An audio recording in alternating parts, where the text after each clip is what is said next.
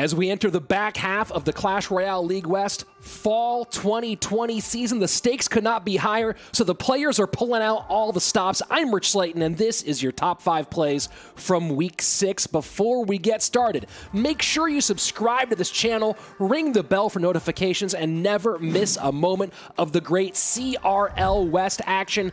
Opening things up at number 5, Buffmac of Tribe Gaming up against Lindsay, and Buffmac is way behind against a Royal Giant, and check out the Stunfest at the bridge.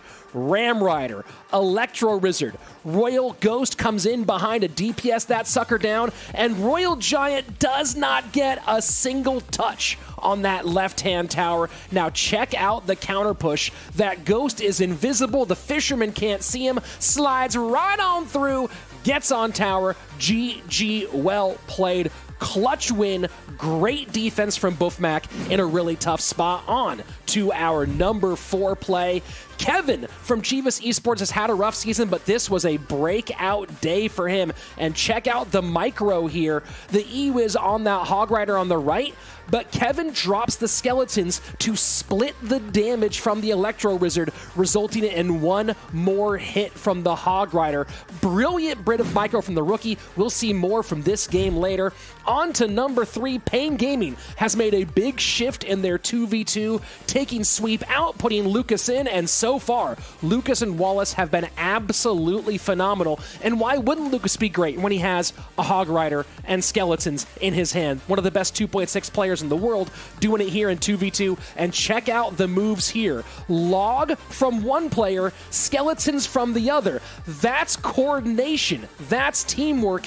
King Tower activation. Now check this out again. That log was Wallace's log that knocked over the Magic Archer. Those skeletons were Lucas's skeletons. And this is why Pain Gaming is back in the playoff hunt. Our number 2 play. What a fun game this was. Lapacati running Igor's own deck from his most recent YouTube video against him. And check out the protection here. Musketeer down. The Royal Giant comes up high to keep that Muskie alive. Now watch that bottom left-hand side. Lapo takes a ton of damage, but he only spends 3 elixir to defend against those 5 elixir Royal Hogs, which means he banks that too, which turns into this a second Royal Giant, keeping that same Musketeer on the board, and Igor just can't get to her. Check this out. Fisherman out on the outside keeps the Musketeer even more protected. Igor's spending like crazy just to stay in it, so a great bit of work. And oh yes, why not add a prediction log in there as well to take off some Spear Goblins. Lapacati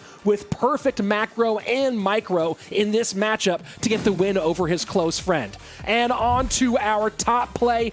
Back to the same game, Javi Catorze and Kevin R.A. And Javi says, well, Kevin, if you have some fancy moves, check out what I can do. The cannon cart gets across the bridge, gets DPS down by the skeletons, but check it out. As it drops with the tower connection, E-Wiz comes in so late the game got fooled, but E-Wiz there just in time to turn the Hog Rider away from the tower and back to the cannon cart. A double swing on both sides, defense, offense. That's why Javi Catorze is so great and why SK Gaming is at the top in our league. Again, I know you love these plays. Make sure you subscribe. Make sure you're here for every step of Clash Royale League West as we get closer and closer to our World Finals in Shanghai, China.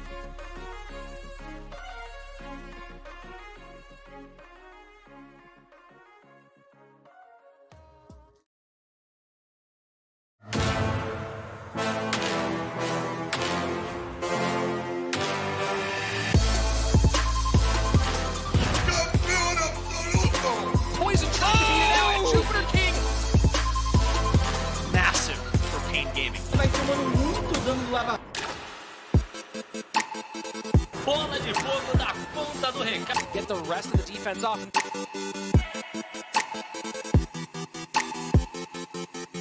Oh my word! Perfeita.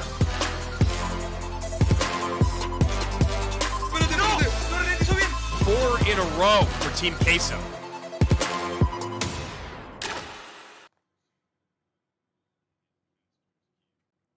We've made it. Week 8, the final week of our regular season, and no surprises here. A lot left still to be decided. One spot, one guaranteed place in our Clash Royale League World Finals still up for grabs, and one place in our top 6 for the playoffs yet to be decided, and every single match today will have an effect on those 2 placements. Hello, and welcome to Clash Royale League West. I'm Rich Slayton. With me, as always, my buddy Andrew Guy, to talk you through the action as we make our final push towards playoffs. Andrew, we start with importance, we end with importance. This is going to be a big one. What a season, what a week, even what a day it's been so far. I am ready to go, and this first match truly kicks things off. A lot of things to be told. We're going to get to that in just a minute, but it's a big day for Dignitas. How you guys doing? How's your week been? You hanging in there? You joining us on YouTube? You hanging out with us on Twitch? Either way, make sure you're following, you're subscribed, turn on those notifications. Rich just said it. We're done with the regular season. We got 5 more matches to go, then we're going right into playoffs. So make sure those notifications are turned on for those amazing BO5s that will be starting next week. Of course, you can follow Rich at Rich Slayton on Twitter. You can follow me at Andrew Guy, and most importantly, at Esports Royale EN to follow along with all things Clash Royale Esports and all things Clash Royale competitive in general. And of course, oh no, oh my gosh, it's such an important day. Things have been so crazy, I forgot to set my lineup. Oh my goodness, Fantasy Royale, 250,000 gold, 100 gems. That was an authentic realization that I have dropped the ball. Oh my goodness, guys, get your lineup set. 4 players, most crowns. They got to be set, about 10 minutes ago. So make sure that you did that and get there to get the most crowns that you can get in a week. Rich, I'm assuming that you remembered to set your lineup. Yeah, of course I did. I'm trying to catch you. I wasn't in some happy place where I'm already in a good spot to win some gems. I'm trying to push my way up, so I did set my lineup. You know, we'll probably talk about that more as the day goes on. And talking about the day going on, Andrew, we have an interesting set of events as we go through the day where, if you're a fan of Chaos, and you know I am, there are certain wins that have to happen, and as each of those dominoes falls, things get crazier and crazier. Yeah, so as this week goes on, remember, we'll be figuring out all the playoff stuff over the next couple days. You guys can spend time playing those break time battles to get live on broadcast to play against a CRL Pro. This week we had some scheduling issues, but next week we will be back to business. Alex SN, big time shout out to you. Congratulations on getting that number 1 spot. Our top 5 guys will be getting a little bit of swag. Top 50, as you can see, are going to be on this leaderboard to play against a CRL Pro of choice, and we've definitely seen that go both ways. It's pretty tough to beat those guys. They're pretty good for a reason. Rich, we got news, we got Dig Misfits, we got playoff implications. There's so much to talk about today. And one of the biggest things that we will be talking about today, man, is our news. You know, we last week we were talking about CRL East and the people that are going to be making it through, who won CRL East playoffs and who will be going to World Finals to be playing against the guys over here in CRL West. That's kind of old news as of right now because the meta has shifted and new cards are being implemented today. Yeah, it's going to be chaos today, not just in terms of the rankings and standings, and more on that in a minute, but also, as you mentioned, Electro Giant and Electro Spirit, both in the mix today, so that's a huge difference. I expect that we might see one of those more than the other. Most likely, Electro Spirit has more opportunities than Electro Giant, although you and I are surmising there might be an Electro Giant surprise in 2v2.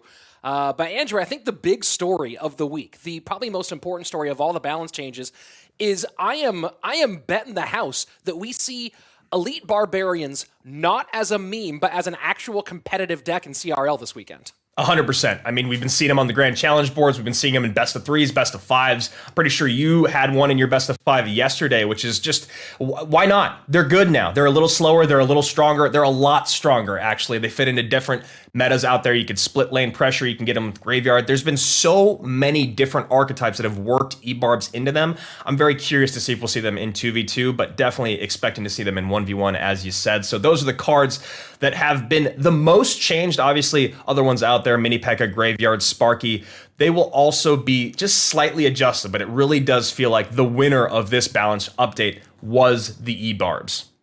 Yeah, I don't expect that we'll see E-Barbs. Rage, fingers crossed, you never know. That would be a strange day for Clash Royale League, but of course that no big spell bridge spam deck taking out Royal Ghost, E-Barbs in. Seen a little bit of it with Lava Hound as well, so who knows what kind of tricks they might pull out this week. And talking about tricks, Andrew, a lot of tricks need to be pulled out here for our opening matchup for Dignitas. Yeah. Here's what they have to do if they want to make playoffs. They have to beat Misfits, and then Pain has to beat Tribe, which is distinctively possible. We'll see our picks in just a minute.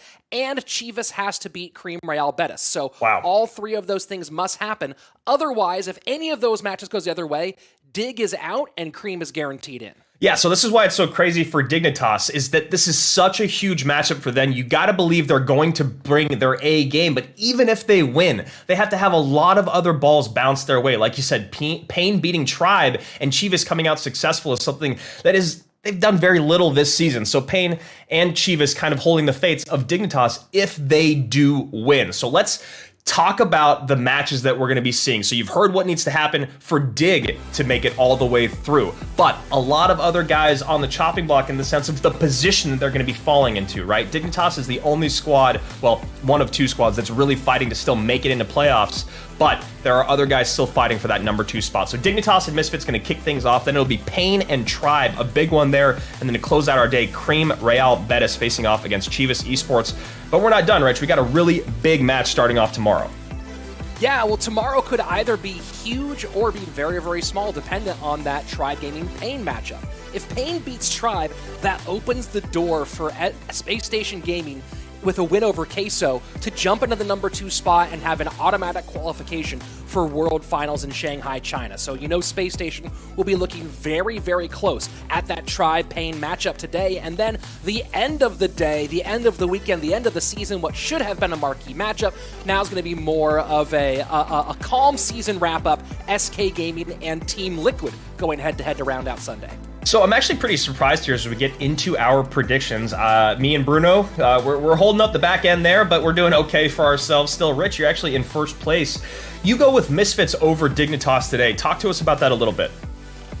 Pressure's on for Dig, and there's no pressure for Misfits. Misfits has looked good in the last couple of matches. I think they have a decent chance of winning 2v2, and I like Misfits better in head-to-head play than I like Dignitas. So I think with the pressure being on for Dig, they're on I think a 4-match losing streak right now. I think that this could be a short end to the big piece of drama with Dignitas and Misfits. And I also, if you notice, now for I believe 2 or 3 weeks in a row, I'm picking Pain again today.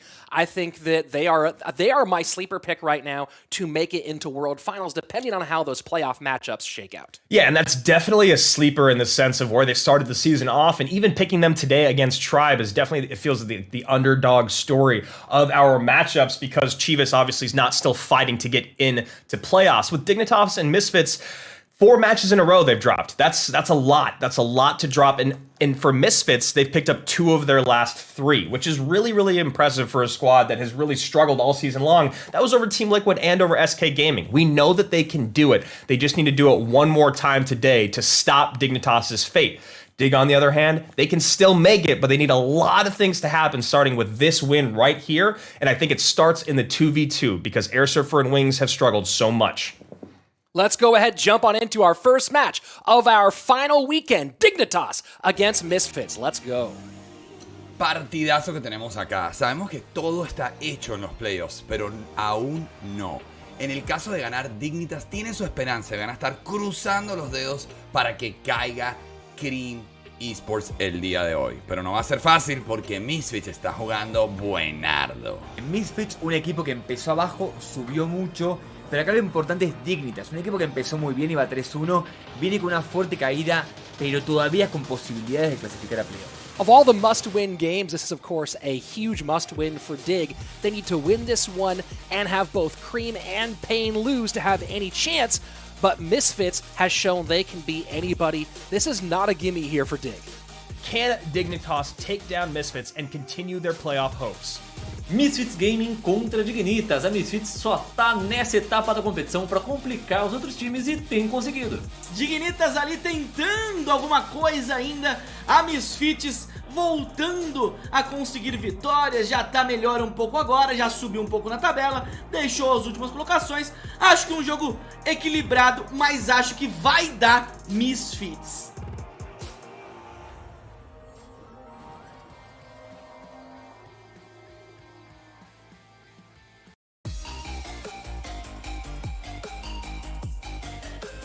It has not been the season that our defending runner-ups expected, but you still see smiles on the face of Wings and Air Surfer in the last few matches, Andrew. Let's take a look at the Misfits roster coming out for their final match of the season. Yeah, Wings and Air Surfer, the veterans on the squad, adding Schwarzen and Bob the Rock this season. A lot of changes and shifts on their roster, but it does seem like they've finally found a little bit of their footing. It's definitely come too late in the season, so we'll see what is left to be told for these four gentlemen as their careers as professional Clash Royale players kind of continue, because this is most likely going to just be the end for this squad.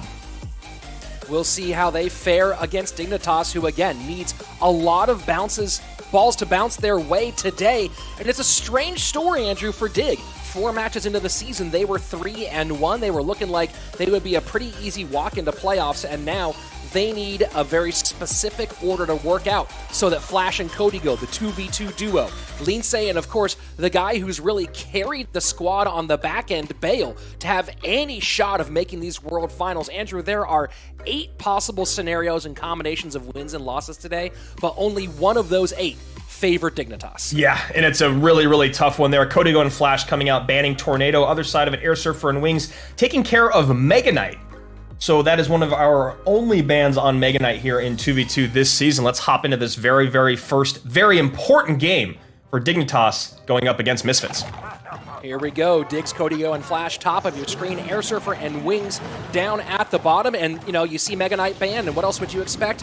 Pigs right out the gate. Royal Hogs for Misfits. Yeah, no surprise there. You see Mega Knight coming off the board. Obviously going to be a great response. And with the uptick of Royal recruits the last few weeks, we'll see if that's actually going to come into play as well. Good late snowball there for Misfits to avoid the connection, but death damage still gets in. Still, it is Misfits with the slight lead, 2180 to 2262 as the first 45 seconds pass. Yeah, running Giant Skeleton Balloon at the top of your screen here, setting up with another Giant Skeleton in the back. You see Air Surfer and Wings do have a good amount of responses there. Obviously, the Goblin Cage, the Hunter, the Snowball, and we've only seen about half their cards. 6-man 3-3 split, cannon card down, and now you go, it's, wow, so it's Giant Skeleton, Graveyard, Balloon, Clone. Yeah. It's like the idea of a good deck that has come out here. We'll see if it actually has any success. Yeah, you know, and they got a lot of good damage in right there. A lot of it, I have to feel, has to do with the Misfits team being a bit shocked at what they were dealing with, probably not expecting all of those offensive levels to come in. You know, the Graveyard, the Giant Skeleton, the Clone, big surprise. So we'll see if Kodigo and Flash can actually get that much damage in again. Andrew, sorry to interrupt with the laugh, but do you see the Fisherman pulls the Magic Archer in perfectly, but because of the angle, the Magic Archer threads the needle and doesn't give the King Tower activation. Yeah, that's a frustrating one. Looked like they had a great lineup there, just not going to work out. Sometimes those interactions truly do work against you. So Pigs in on the cage left-hand side, Night Witch with Heal Spirit, and they're going to stop most of that damage, and now it's Dignitas setting up to the left-hand lane, but the defense splits its focus. Yeah, I mean, I'm pretty sure they wanted that Giant Skeleton to get in front of both of those units to work down that left-hand lane. Now you see it's really, really split up here. Imagine if that push on the left had a Goblin Brawler and a Night Witch on top of it, would have had a lot more success. However, that Fisherman pull isn't far enough away. Yeah, Fisherman on both ends of the board now, not doing exactly what was desired, and so a big Giant Skeleton connection on the left-hand side. You know, the combination of the Clone and the Graveyard does seem to have some viability, Andrew, because you would love to use similar spells and defenses against the clone as you might use in some cases against Graveyard. Yeah, that's a really, really strong point you make. And obviously with Tornado being off the board, it makes it a lot more difficult to stop those clones for very, very cheap, making massively positive trades there and still kind of keeping your opponent's offense at bay. Instead, they're going to have to come up with a little bit more creative ways to deal when that clone comes in.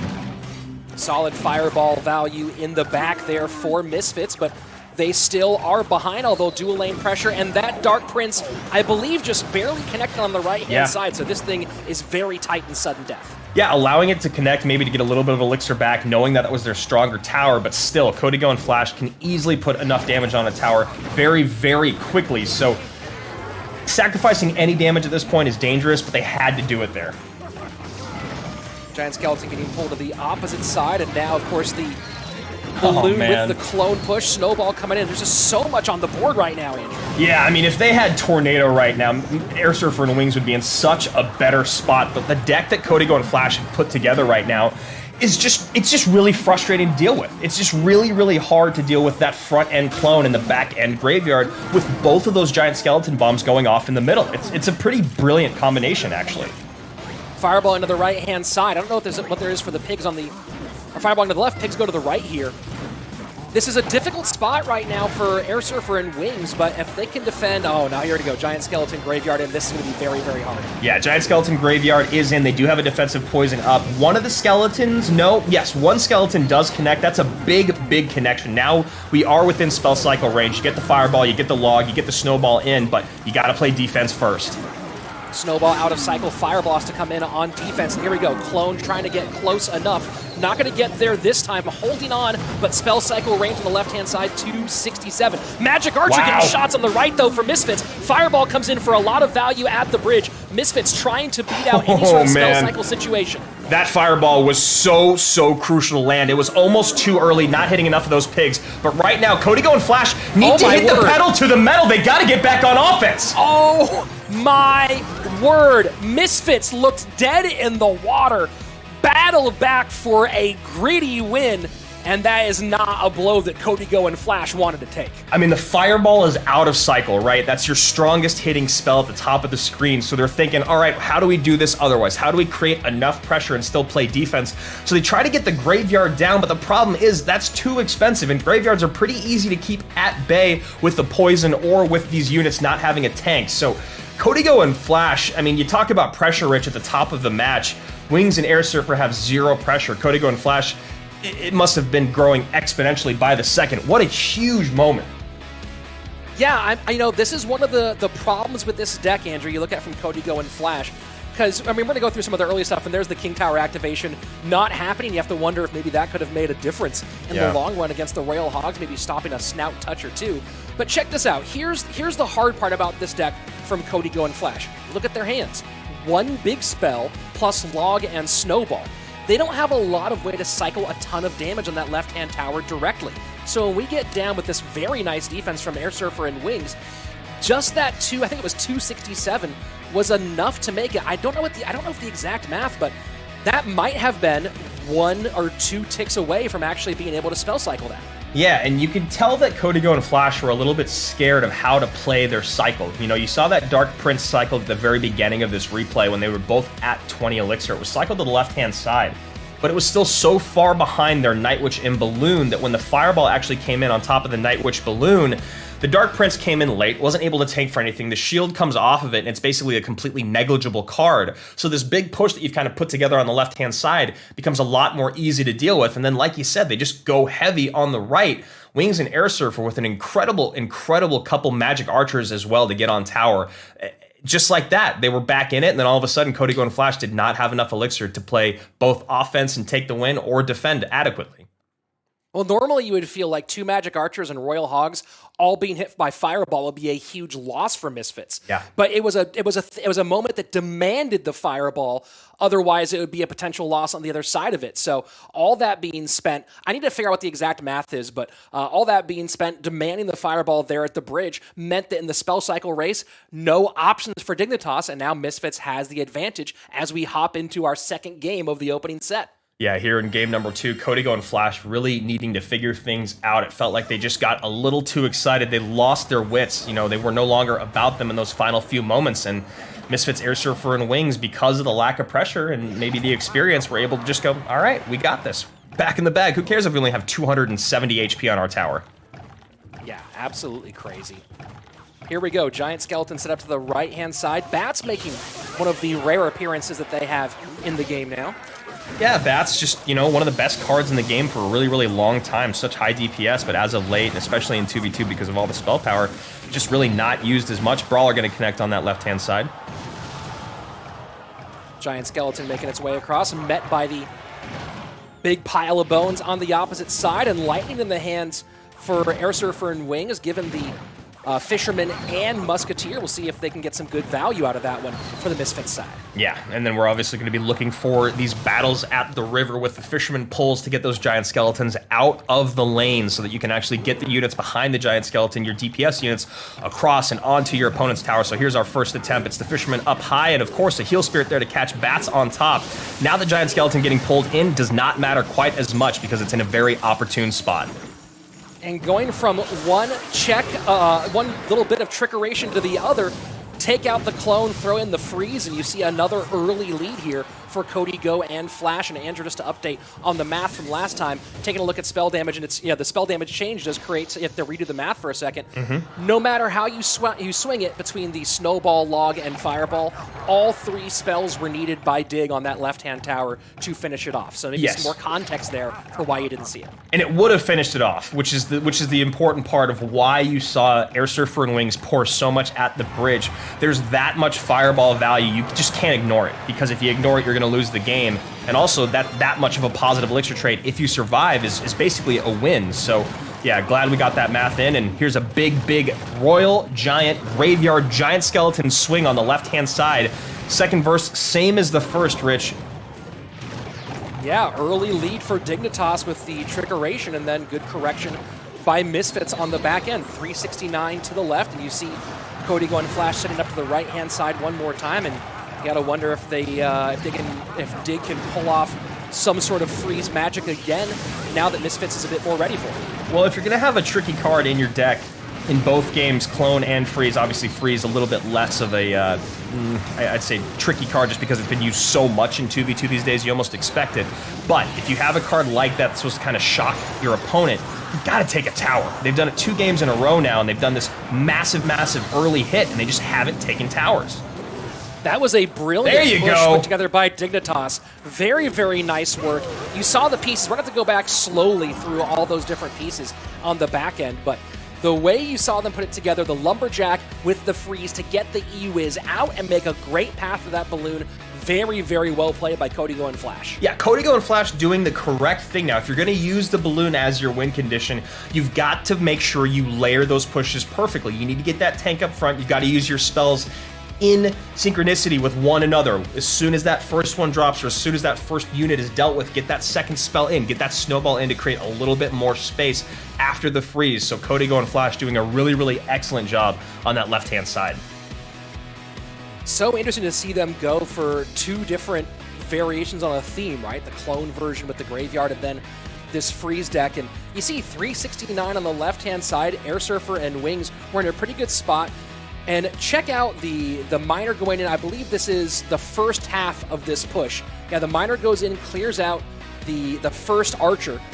And then, no, this is not that push. We are 1 push away. This one was pretty well defended, but it's the second sequence that's about to come in from KOTH and Flash. Here we go. Yeah, well, they're completely even on Elixir, so KOTH and Flash go right back on offense, and this is what you're talking about. You get the freeze in early with the Lumberjack up front. You get the lightning to come down on defense. That's a lot of Elixir spent, and it doesn't take out the balloon, right? That's the most important part. Balloon does not go down. Gets that second drop in. That Lumberjack Rage somehow still on the board. Second bomb drop comes in, obviously accompanied with that death damage, going to take the tower. And 2 games in a row, that's what I was saying. I'm so glad that you were able to pick up on it when I said second verse, same as the first, is Dignitas coming out really strong. Big haymaker early on, usually catching their opponent off guard, whether it's clone or freeze. Now what do they do in game number 3? Because I honestly feel like they kind of got away with one with that second balloon push there on the left-hand side. Well, one thing we saw in that second balloon push, Andrew, is why for so much of the meta of 2v2 over 5 seasons now, we've seen teams lean primarily on decks that run double of the same win condition. Yeah. Right? That first balloon push drew out so many of the responses, and they had the patience to not pull the trigger on that freeze the first time around. So the second time around, we saw that a lot of those responses weren't available to be used in the same way. Freeze comes out, opens up the door. So I don't know what we see from Dignitas in game number 3. I would love to see them get away from this in some way. But of course, as I said before, going to the well 3 times in a row can be its own version of trickery when it comes to deck selection. Yeah, and here we go as we hop into game number 3. I think the thing that Dignitas really needs to keep in their deck is that Giant Skeleton, the Fisherman to keep the Royal Giants or Giant Skeletons at bay. And let's get a little bit more on the back end, maybe back end on the sense of something like a Dark Goblin that can help with air defense and help with graveyards. So we'll see here. Giant Skeleton, Night Witch, maybe going back to the deck from game number 1 is KOTH and Flash. Hunter to the left, Musketeer to the right. And yep, looking like the exact same thing from game 1. Maybe we'll see an early clone come out high. So we see the poison in early. There's the defensive freeze from Misfits coming out. That's going to stop that push right in its tracks. Oh, wow, look at that. A great fireball comes in on top of that Musketeer because it took just a lick of damage, and that creates enough room for that balloon drop. And now Air Surfer and Wings going with another different look. The Heal Spirit does get through, though, and will this be enough to get 1 or 2 Hog shots on? Raged Up Hog connects for 2. 1867 on the right-hand side, but Dig still has the lead. Yeah, really, really great interactions for both squads, obviously on both sides of the board. However, that balloon drop does a lot more than a couple Hog swings. Dignitas, KOTH and Flash coming out on top early on here in game number 3. Elixir pretty much even on both sides of the board as we go past the first minute 15 of gameplay. Air Surfer and Wings certainly have gotten better with their 2v2 as this season has gone on. One of the big questions, of course, for Misfits is, was it the right call to switch this direction? And it's a little bit too late to answer that question, but they are playing good 2v2 in these final few matches. Yes, absolutely. That is the one thing that you can, kind of the silver lining. As much as they may have struggled this season, they are doing very well right now. Balloon is going to redirect, get right on top of that bomb tower. Dignitas probably going to let this push die here after Misfits plays defense. Can they get to that balloon again, though? I don't think so. No, they don't have the right tools for it, Andrew. And you saw the nice thing about that for KOTH and Flash was how much damage to the support troops that the Graveyard did on the front end, meaning the Fireball could clean up so much of it and make an easy path for that balloon on the back end. Yeah, great Fisherman pull here to activate the King Tower. And yeah, Rich, it doesn't feel like they have enough responses, or if they do have the correct responses, the Elixir's been flowing too slowly, right? Maybe if they had triple Elixir in response to those massive pushes of the Balloon Giant Skeleton Graveyard, they might be able to deal with it, but right now, this is just really, really tough for them. And then you talk about the responses that Dignitas has, they're in a very good position. Look at that coast-to-coast pull. Yeah, really, really nice work here for Dig. Let's see if a Hog can sneak through here with this Giant Skeleton Bomb popping. Fisherman down. Right now, Air Surfer needs to get a Hog down and distract this Fisherman. Lumberjack down. Hog Rider trying to sneak on through. Poison trying to help. But the Hunter of KOTH and Flash going to seal that high. No chances here. It's going to be KOTH and Flash taking the most important 2v2 of their season. Yeah, a fireball to nowhere was thrown in the middle of that. KOTH and Flash having more than enough Elixir to defend adequately, bountifully. So here we go. This is big. Dignitas already on the right track to keep their playoff hopes alive. Obviously, still need Chivas and Pain to pull out wins, but starting off by taking this 2v2 set after, not a rough start in game number 1, but dropping game number 1, this is huge. Yeah, and you're taking a look at the deck selection here from Air Surfer and Wings, and yes, you have the Bomb Tower, you have the Snowball, you have Ewiz, Hunter, and Musketeer. Somehow it still feels like they didn't have the piece to deal with the Balloon Graveyard combination. Yeah, I mean, and that's kind of what I was trying to get at here, right? They've got 13 Elixir in their hand. You see 8 come out instantly, right? Then you see that 12 because of the Musketeer being dropped. All of a sudden, there's all their Elixir being spent, and somehow that Balloon still has HP. So they have to drop in this last second Electro Wizard, and they're still even. But the biggest problem with that is they just used all of their best responses to stop the air. right? So here we see they're trying it again, but with even less elixir now on the board, and this balloon just cruises on through.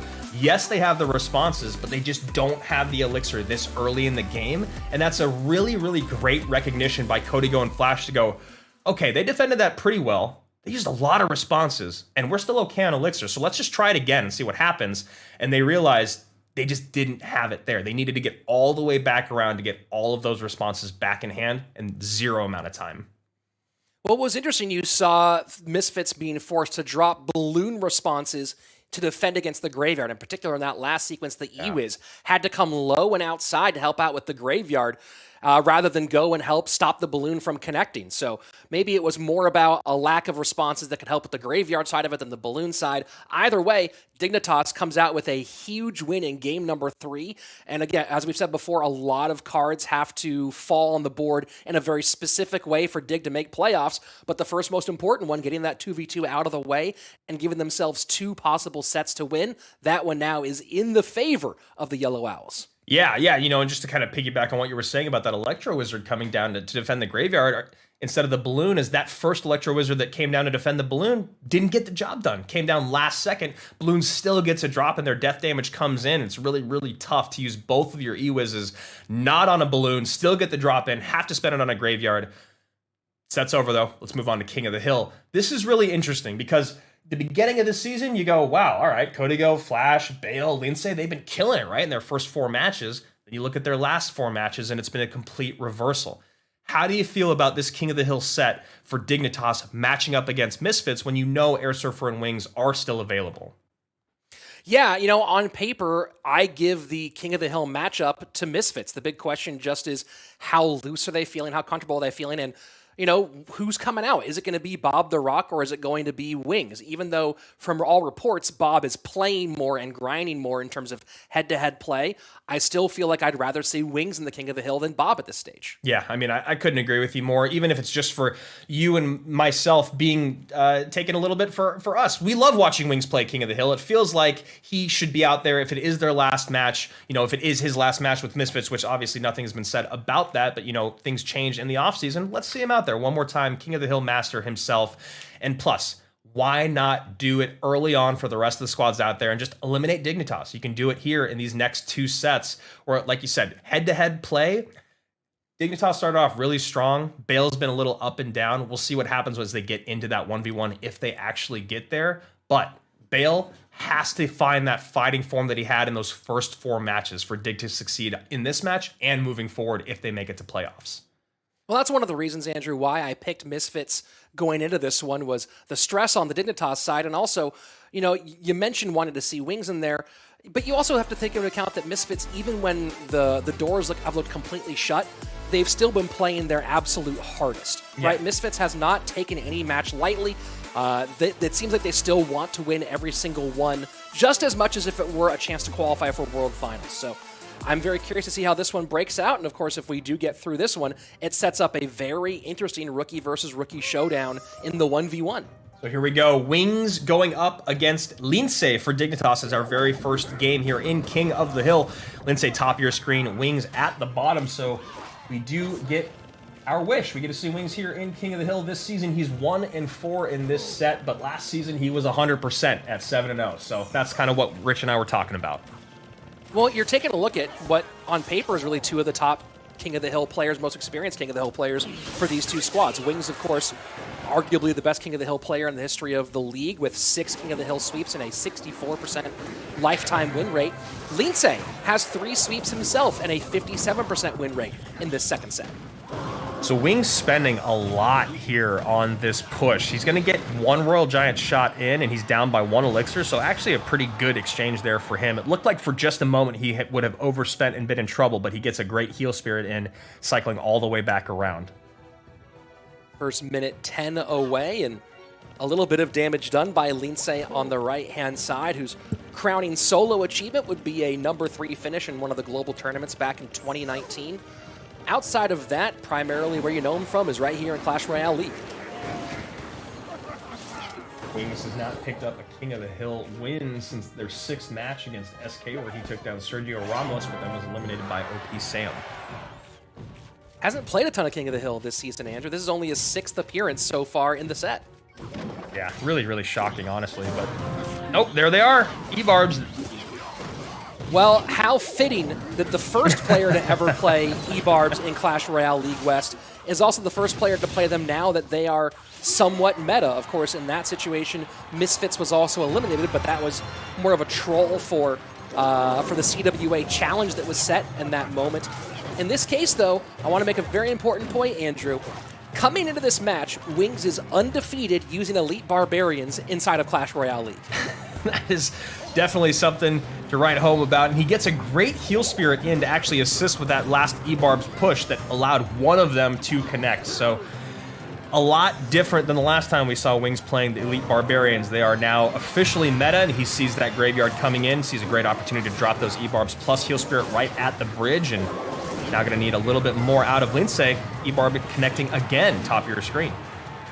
Yeah, Lindsay is going to have a little bit of trouble dealing with them, I believe, as time goes on. We'll see if he can find more ways to control them on the back end, but a lot of his methods for control die very easily to the Elite Barbarians or are controlled nicely by other pieces on the board. So this could be a tough situation for Lindsay going forward. Yeah, and he doesn't have a lot of ground units, period, right? He's just got the Knight and the Bar Barrel, but otherwise you don't really want to have to use that bomb tower just to catch E-Barbs. You don't want to have to use your archers to catch E-Barbs. So Lindsay maybe just not having the most fortunate deck selection here.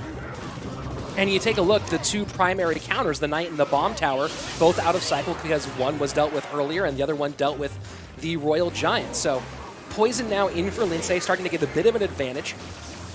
Yeah, and this is Wings doing the correct thing. He sees that Poison out on the Electro Wizard. He's going to set up the Hunter in the back, going to try to get in the Royal Giant, get in a big push here. He needs to get some more damage on the tower, or else he is going to get poisoned out. So now you see that high bomb tower off to the left. Fisherman just going to pull the Knight in, I believe. And this is a good opportunity for Lindsay to press the action a little bit. There you go. Graveyard does come in. One of the hard parts here for Wings, not a lot of great responses for the Graveyard, and you're seeing a lot of damage coming in right here. Yeah, really, really tough here for the Hunter to get that slow attack speed on top of these very quickly spawning skeletons. I mean, that Hunter locks on a Skelly, and then the Princess Tower shoots that specific skeleton. The Hunter's got to retarget, which is where you saw it kind of being confused there on the back end. Also, unfortunately for Wings here, there is so much splash damage from that bomb tower that's getting on top of these E-Barbs, accompanied with that single target DPS of the Mega Minion, making it very tough. And Heal Spirit will keep a lot of those defensive troops on the board a little bit longer. This looks like it's going to be it. Lindsay going to take the win, and now E-Barbs are officially 50-50 in CRL. And a big shout out to Wings there. That is the last time we will be seeing him this season, as he just played in the 2v2 set and loses this King of the Hill game. Not the most ideal season for the Misfits representative, but still a champ nonetheless, a guy that we've loved watching for a very, very long time. Lindsay picking up a great patient win there, recognizing the spell cycle game early on, picking up that damage on either the Hunter or the E-Wiz for most of the game, and always having enough in hand to deal with those Royal Giants. Yeah, things looked okay for Wings early, but you can see right here, no really good response for the Graveyard, made things difficult, and you know, it was the Fireball had some challenges, right? You want to get them on some of the troops to get them off the board, especially those archers, but it's a -1, and on the flip side, you want to be able to use those on the bomb tower, so caught between a rock and a hard place. Well played by Lindsay to take now only 2 wins away for Dignitas to hold their playoff hopes alive. Yeah, and you see here kind of the thing that Wings got caught into was having to play so many units right at the river, right at the bridge, into this weaker tower time and time again, because his best opportunity to create opposite lane pressure is either with a naked Royal Giant or with E-Barbs accompanied with a Heal Spirit, and both of those are very, very expensive, and they don't allow you to really deal with any sort of offensive pressure from your opponent on the other side. And you look at how quickly and cheap Lindsay's deck cycles, he's always going to have that bomb tower or at least enough of a response to the E-Barbarians to distract them until that Knight can come down. So quick cycle and a lot of responses give Lindsay that nice win. So now we move on in our King of the Hill set with Misfits slowly looking like they are going to be in more difficulty for the upset. This is a big win for Lindsay, who struggled this season, Andrew, so far throughout the season. Only 4-5 in King of the Hill, and you know they brought him out for the first match of 2v2 with Bale trying to free up Cody Go. Didn't work out maybe the way that he had hoped. It's been a rough last 2 seasons for a guy who, when he first came out for Creem back in the spring of 2019, looked like a potential breakout star for that year.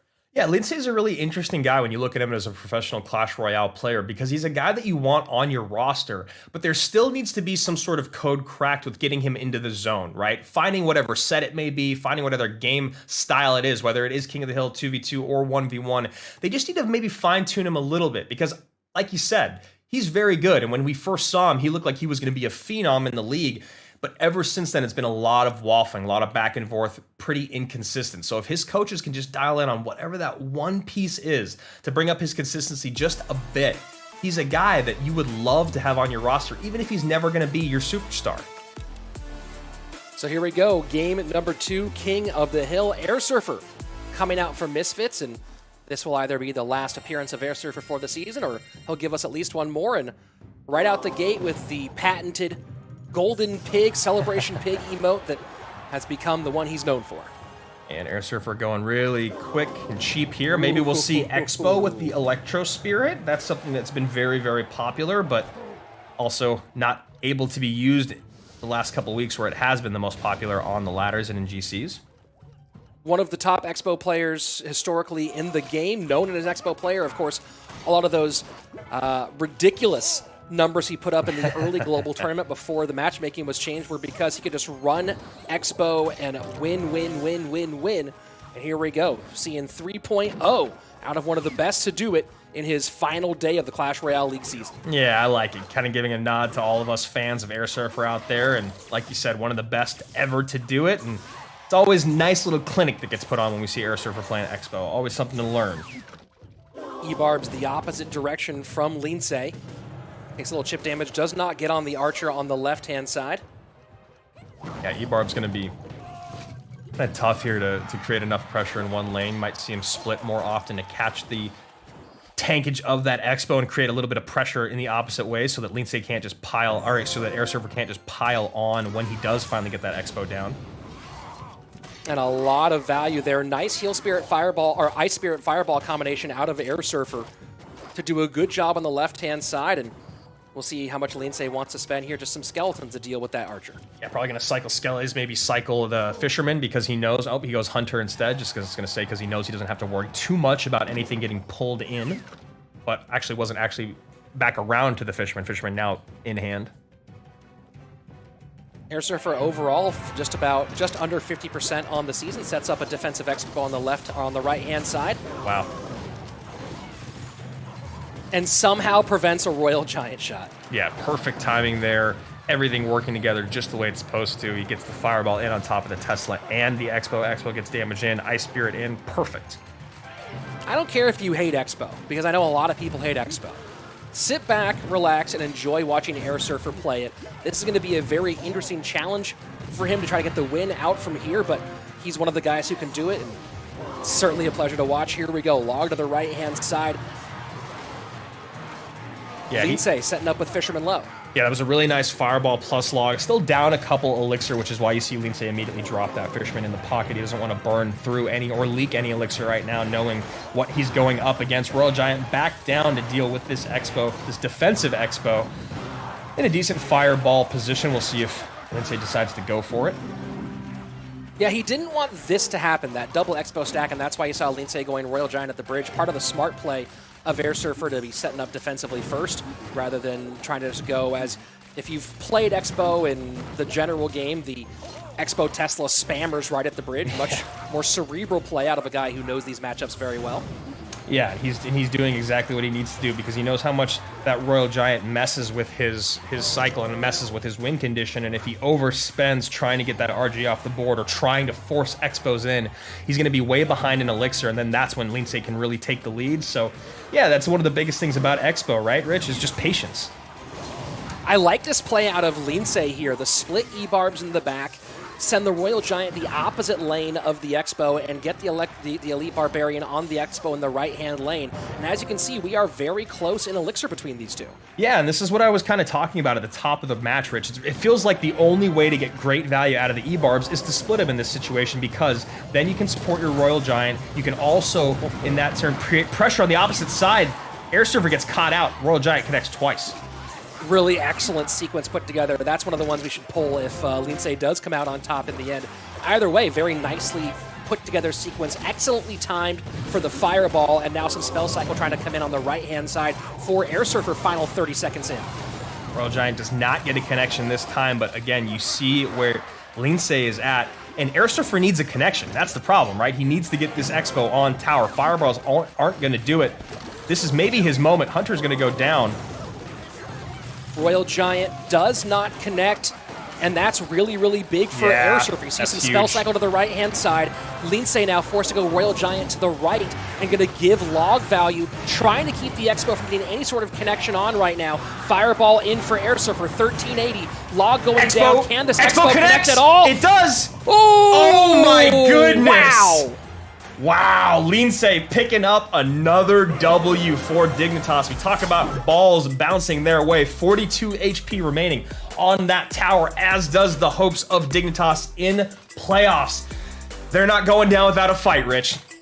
Wow, I mean, that was brilliantly played by Lince there on the back end, and I hope the replay booth pulled that sequence, because the sequence where he got the big connection on the left-hand side, the fireball that came in on that Tesla, was everything for Lince in that one. Yeah, I mean, we knew it was going to be a tough matchup for Air Surfer early on with that Royal Giant in there and having the amount of tankage that he did. I mean, you look on the board, you see E-Barbs, Royal Giant, Skeletons, Fisherman are all decent enough responses to distract that Expo for just long enough, but it was about these pushes. This is really, you know, you were talking about that pressure that comes on the right, splitting the E-Barbs in the back, and then this Royal Giant coming in with some great fireball value. I'll let you take it over from here. Well, it was the timing that we just saw a moment ago where he did a great job of knowing exactly when the Royal Giant was going to pop the Tesla, got the fireball down, and got the damage on the left-hand side, and that was the moment that gave him the lead in this matchup and gave him a good opportunity. And this was dangerous right here. Yeah. This was very, very dangerous. You see Air Surfer cycling for the fireball damage. You got to wonder if maybe the fireball to the middle would have gotten more damage out of the Expo connection if it had gotten there faster. It's so hard to figure out in that moment with everything flying. But a good job by Lince not to keep that fight in the right-hand side, not to keep giving log value over and over again. Yeah. That was 42 HP difference, Andrew. One log to that right-hand side could have been the win for Air Surfer rather than Lince. Yeah, and you mean truly, truly saved by the bell there for Lince. You saw all the things he was cycling in the middle at the end of that game to just try and milk the clock, essentially, is what he was doing. He gets away with 2 Expo shots too little, 1 Expo shot too little, and he comes out on top. So Air Surfer and Wings for Misfits, our 2 veterans, are done for the season. Now it's all up to Bob the Rock and Schwarzen to take a reverse sweep or take out 3 representatives from their opponents and then go into the 1v1. It feels pretty insurmountable at this point, Rich. Yeah, it's going to be very, very difficult, and Lince obviously very experienced here. Bob, we saw last week against Canario, just a couple of moments where maybe Bob got locked into some bad rhythms here and there, so we'll see how he deals with the moment. You know, not on the line, but of course Bob wants to make a good showing here in front of all the fans for Clash Royale League. Yeah, and right now Dignitas just 5, and you see their 4 game wins out of 5 on the left-hand side of your screen, which means they've got a lot of wiggle room here. And that's all that you can do if you're Dignitas. Play the best game possible here, the only opportunity that you have to actually control your fate. And then you just got to sit back like the rest of us and watch and see what happens with Pain Tribe. And of course, that very last day or game of the day where they need Chivas to come out on top. Looking like graveyard for Lince, but this is high stops that one. Yeah, and that's what we're talking about, though, Rich. That's a total misplay there from Bob the Rock because he gets the E-Wiz up before the Baby Dragon's even in tower range, right? He's able to defend okay, but now he's lower in Elixir, and this should be a very, very easy defense for Lince, giving him a pretty big Elixir advantage. 3 so far in the Collectors, and not really worried about this Fisherman. Lince might even just cycle back around and get aggressive with the Graveyard one more time. We'll see if that's his choice to support this Knight or not. Instead, sets up on the back end. Yeah, and that's one of those mistakes that can come in this early on, and it's pretty forgivable because he does have enough responses for that Graveyard, but you just don't want to be making mistakes like that with a card that provides so much utility in that Electro Wizard to not even take a Baby Dragon off the board. P.E.K.K.A. coming out for Bob. Not something you see a whole lot of these days, especially not with the pieces that you're seeing on the board. Well, Rich, I'm pretty sure everyone's just terrified of running into Electro Giant. Yes, I think that is the number one concern of most people in Clash Royale at the moment. So here we go. Pekka going to turn around and make quick work of that brawler. And look at that. And Ram Rider to the right-hand side, and no real response available for Lindsay. Low on Elixir, Bar Barrel tries to mitigate the damage, but that's going to be a huge chunk on the right-hand side. Yeah, beautiful moment of recognition there from Bob the Rock. A really great moment for the rookie. Just goes, all right, I feel like you definitely overspent one card, so I'm just going to send in a Naked Ram Rider right-hand side and gets a lot out of it. High Pekka for Bob into the left-hand lane. Yeah, he's worried about... Go ahead. I was going to say, he's worried about the Pekka getting caught in a graveyard, right? He doesn't want the Pekka to walk behind the tower and then not have his biggest, beefiest tank and highest DPS unit up in front to deal with the Brawler and Knight.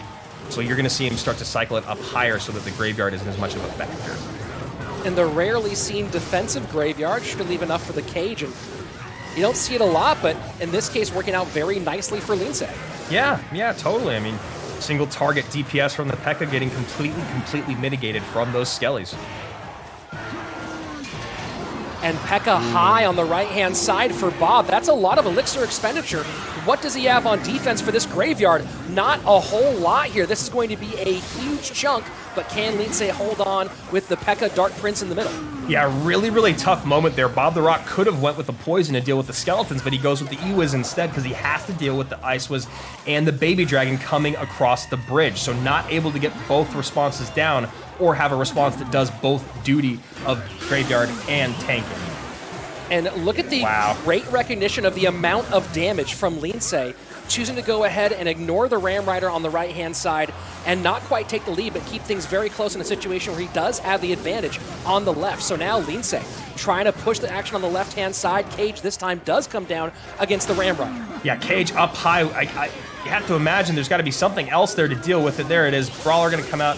Easy cleanup there for Lindsay, who picks up a King of the Hill sweep to keep Dignitas alive. What a great performance today for Lindsay. Yeah. Really well played. And we saw this in a couple different sequences in multiple matches today. Great against Air Surfer and this one against Bob. Just choosing, knowing exactly how much damage that Ram Rider was going to do, knowing that the best choice there was to ignore it and put the pressure on the left-hand side and get himself back into the mix.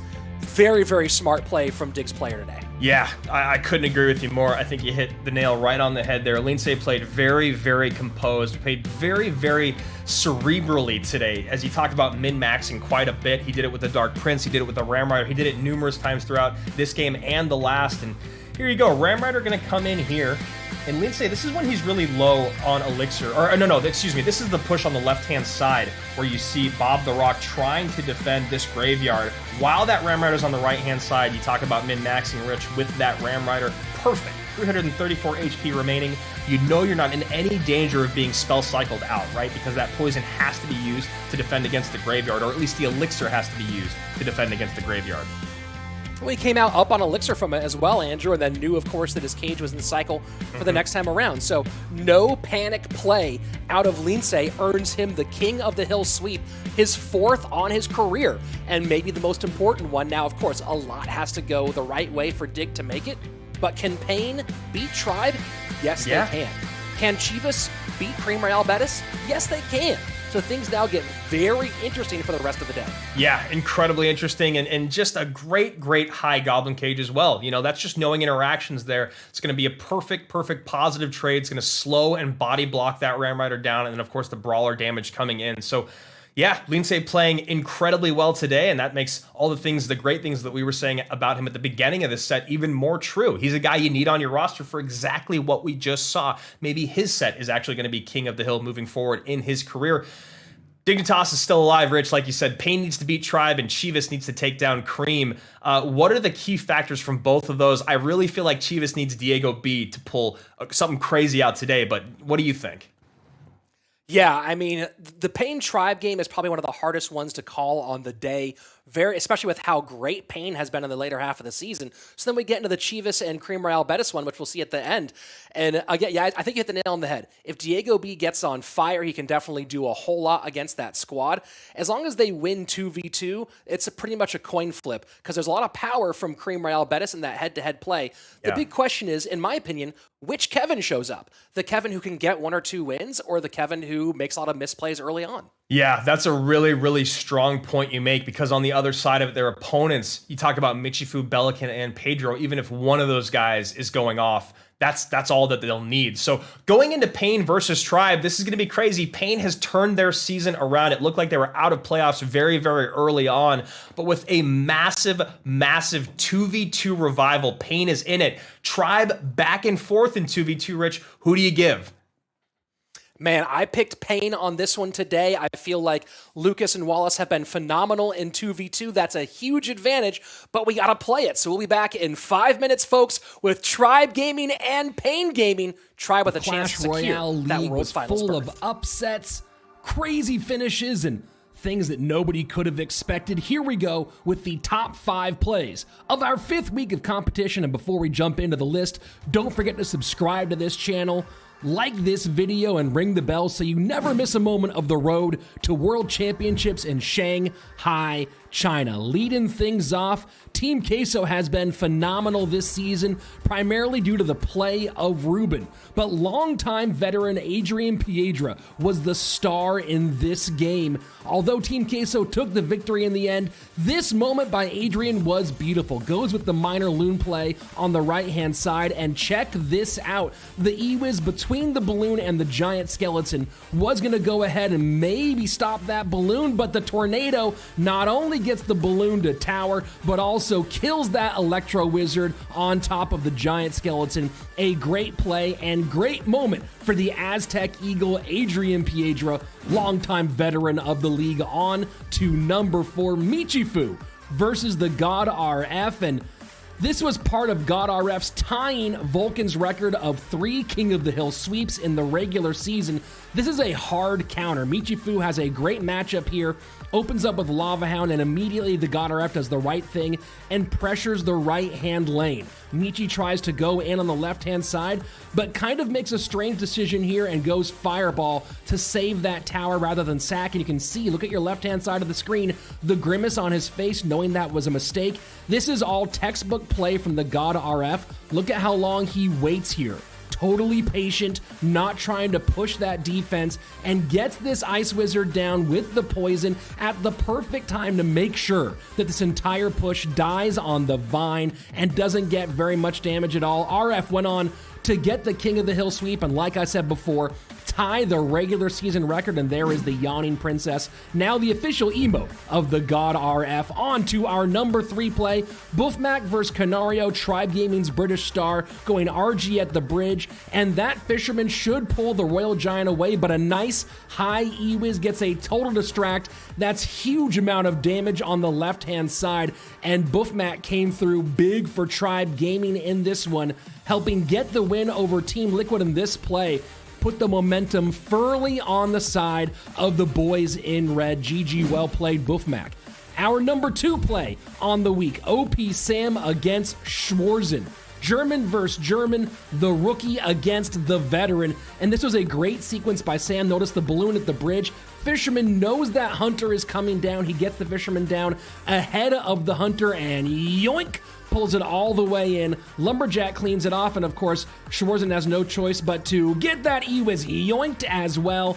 And that's a huge push, and of course, Sam not done yet because this deck cycles so very quickly. Takes care of the Mega Knight cheaply on the left. Gonna go ahead and throw one more balloon on the right just as his other Lumberjack finally falls, and that's going to be tower down on the right-hand side, courtesy of that snowball. Of course, if you watched, you know that Misfits ended up coming around and getting the big-time win and a huge upset over SK Gaming despite the efforts of Sam. Misfits in the winners column, SK still in the lead for the season. On to our top play of the week. Longtime veteran Diego B against IMJP, and it's a foot race. Check out how close this is right now. The graveyard of Diego B in Fireball, Miner the opposite direction, and this is about as close as it can get. Ticking down on the left-hand side is that poison. Miner gets picked up. Fireball tries to beat it out, but Diego B gets that tower down before the Fireball can connect and secures the victory for Chivas Esports. An emotional win, a big win for a longtime veteran in the league who has been really the shining star for Chivas Esports in a tough season. Check out again just how close this one actually was. Graveyard poison on the left-hand side. Miner gets picked up by Diego B from JP, and this Fireball coming in trying to steal it just doesn't quite get there, and IMJP cannot believe it. GG, well played. That's your top play of the week, and of course, we are not done yet.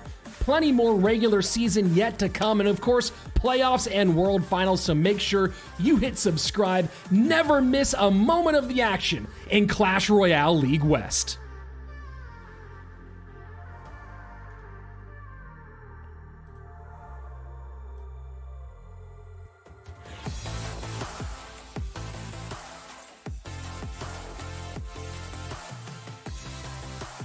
Welcome back, and we just saw a very important win for Dignitas, but maybe the most important match of the weekend coming up right now. Tribe Gaming and Pain Gaming. Tribe holds their fate in their hands. A win here clinches that number 2 spot and a guaranteed berth to World Finals for a team that has had maybe the highest expectations of any coming into 2020. But if they lose, that opens the door for Space Station Gaming to squeak through with a win over Queso tomorrow. Yeah, Pain Gaming kind of sneaking in as the Trojan horse or a wolf in sheep's clothing, whatever metaphor you'd like to use. They look like they weren't a threat early on. But if you look at both of these squads and what they've done over their last 7 matches, 4 in a row for Pain, 3 in a row for Tribe. Pain is clearly a contender. You look at the vacated win, they're 5-3. This is a top tier squad, and they've done nothing but prove it over the last month of gameplay. So Pain Gaming, if anyone can take down Tribe, especially in this matchup, Tribe finally won 2 2v2s in a row. Can they put it together against a Pain Gaming that is surging in that set? Well, there's no one playing better 2v2 right now than Lucas and Wallace, doing 1v1 type micro, but as a 2v2 pair where they are splitting duty on some of those big time moves. So this will be a huge opening set as we jump into it. Tribe Gaming, Pain Gaming, let's go. Tribe and Pain Gaming, this is going to be a barn burner. Pain Gaming doing the same thing. With a 180 halfway through the season, Pain Gaming has surged back in to the playoff picture even after vacating that early victory in the season.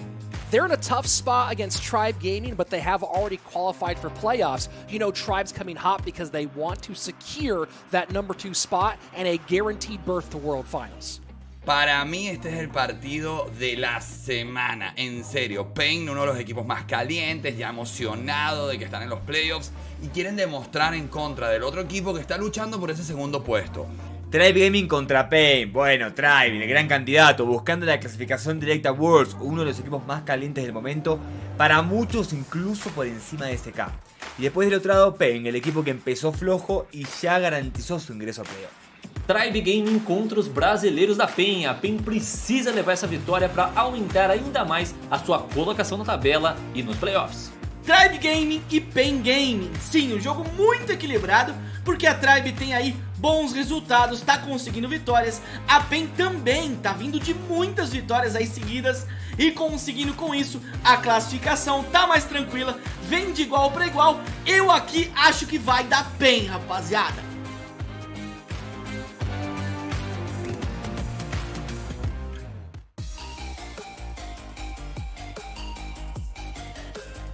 All smiles for the all-rookie team from Pain Gaming, and we couldn't have 2 very different teams coming into today. Andrew, on one side, the collection of all-stars, the collection of the biggest free agents of the off-season, Azealis and Buffmac.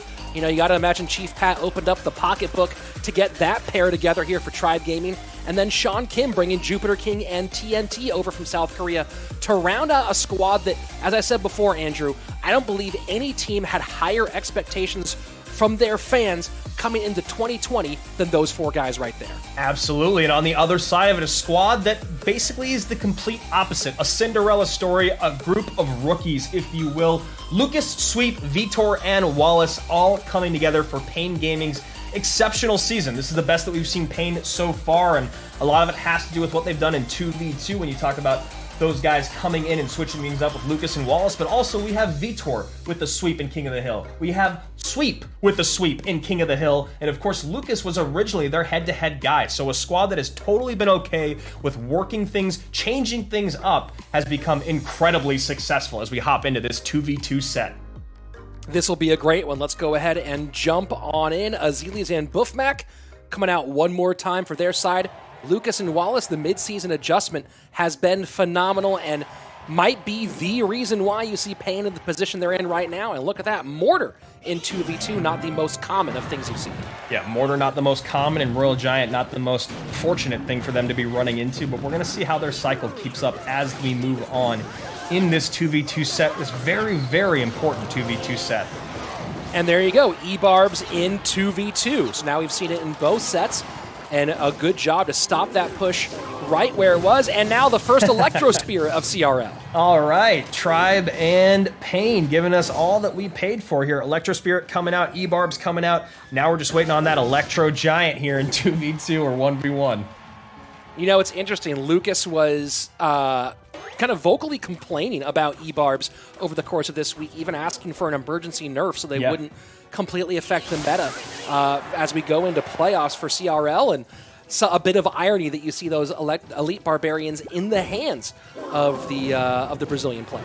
Yeah, you know, I mean, here's the thing. If you can't beat them, join them. And if there's no change, you might as well use them if they're as strong as they are right now. And it's interesting because it has been kind of a divisive topic on Twitter, as there are many. But the E-Barbs, some people saying they love the new meta, some people saying they can't stand it.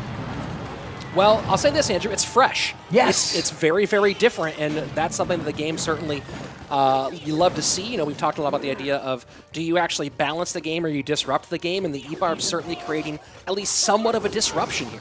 Yeah, and I'm okay with a little bit of a disruption. It's nice to see things get shifted around. A slight disruption will always shift the meta because of the cards that are affected by a buff or a nerf around said card. You see E-Barbs high, Spear Goblins low so as not to give too much spell value right there at the bridge. Heal Spirit behind the Elite Barbarians. Can they get to this E-Wiz from Buffmac and Azilius? And that's going to be no King Tower activation. Huge swing towards Pain. Yeah, you see them really going for it there. You understand why they want to go for it and get that a little bit of extra help from their King Tower, but missing that NATO, not ideal. And another thing that Tribe's going to have to focus on here as we keep moving through this game and get into higher elixir count is that they have to figure out a way to stop those E-Barbs at the bridge that is cutting through the Royal Giant like butter. You saw some great spell work there from Tribe Gaming, and a lot of this is because so much is having to be put together, clumped up there at the bridge, but still Pain doing a great job of getting tons of damage onto those Royal Giants early and keeping them from breaking through to the second level. Cannon Cart gonna connect, Rich. Cannon Cart connects huge. That is massive. That's game right there. Look at that. Beautiful, beautiful patience by Pain Gaming. What's their win condition? It's Mortar E-Barbs, right? No, sir, no how. Last second Graveyard comes in. Beautiful, beautiful execution by these rookies. Look, Andrew, we still have up to 2 more games left of this match between Tribe Gaming and Pain Gaming in 2v2, and Pain, of course, would have to win a playoff match to make it into a position for it to happen. I want to see what Wallace and Lucas do against Morton and Sam, and I want to see a best of 5 between these two pairs. The way that Lucas and Wallace are playing 2v2 right now is beautiful.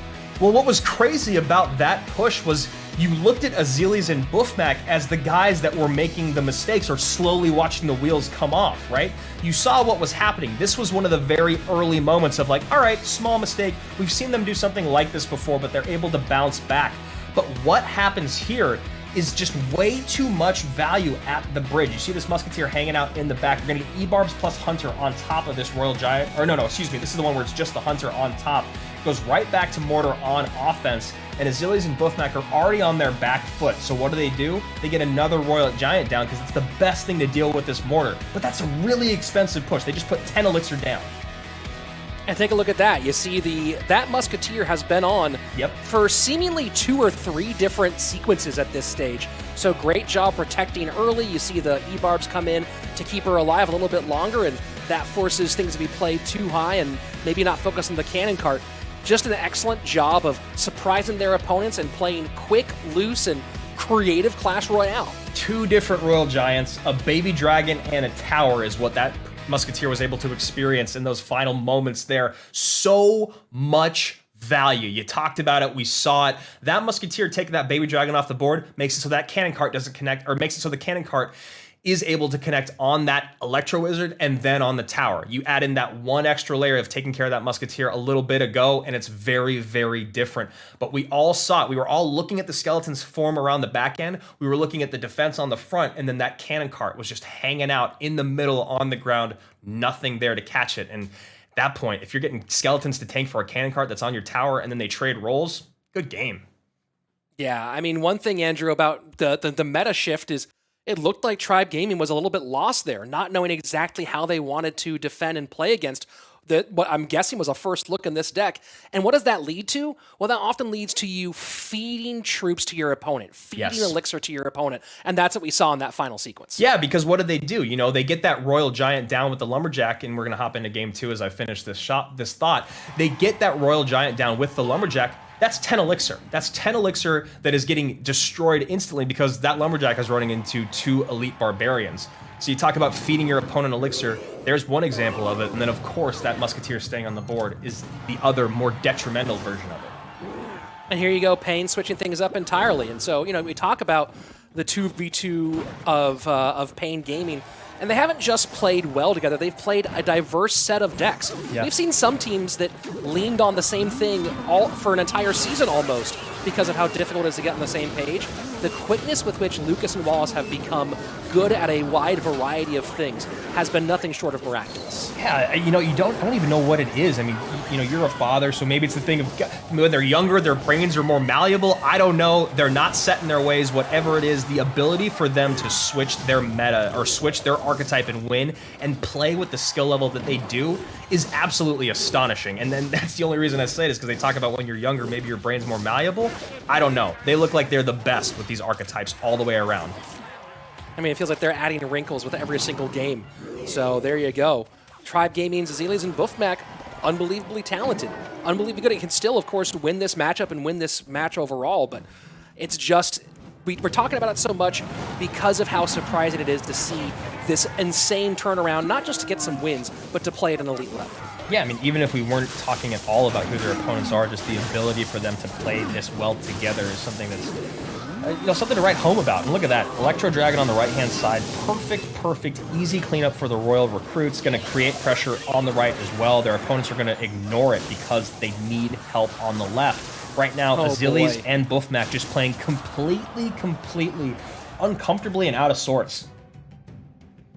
Here we go into double Elixir time, and huge lead for Pain Gaming, 7-27 on the left-hand side to 8-18. And you see the Ram Rider play has come down once, I believe, from Azilius and Buffmac, but they have not been able to get anything going on the offensive side of the board beyond one small push. And what's also fascinating about what Wallace and Lucas are doing with this deck is I feel like we've seen this specific lava minor, only one minor archetype with Inferno Dragon be a deck that just isn't very successful, or it can be really easily stopped in its tracks. And right now Lucas and Wallace putting on somewhat of a clinic, but taking a lot of damage here.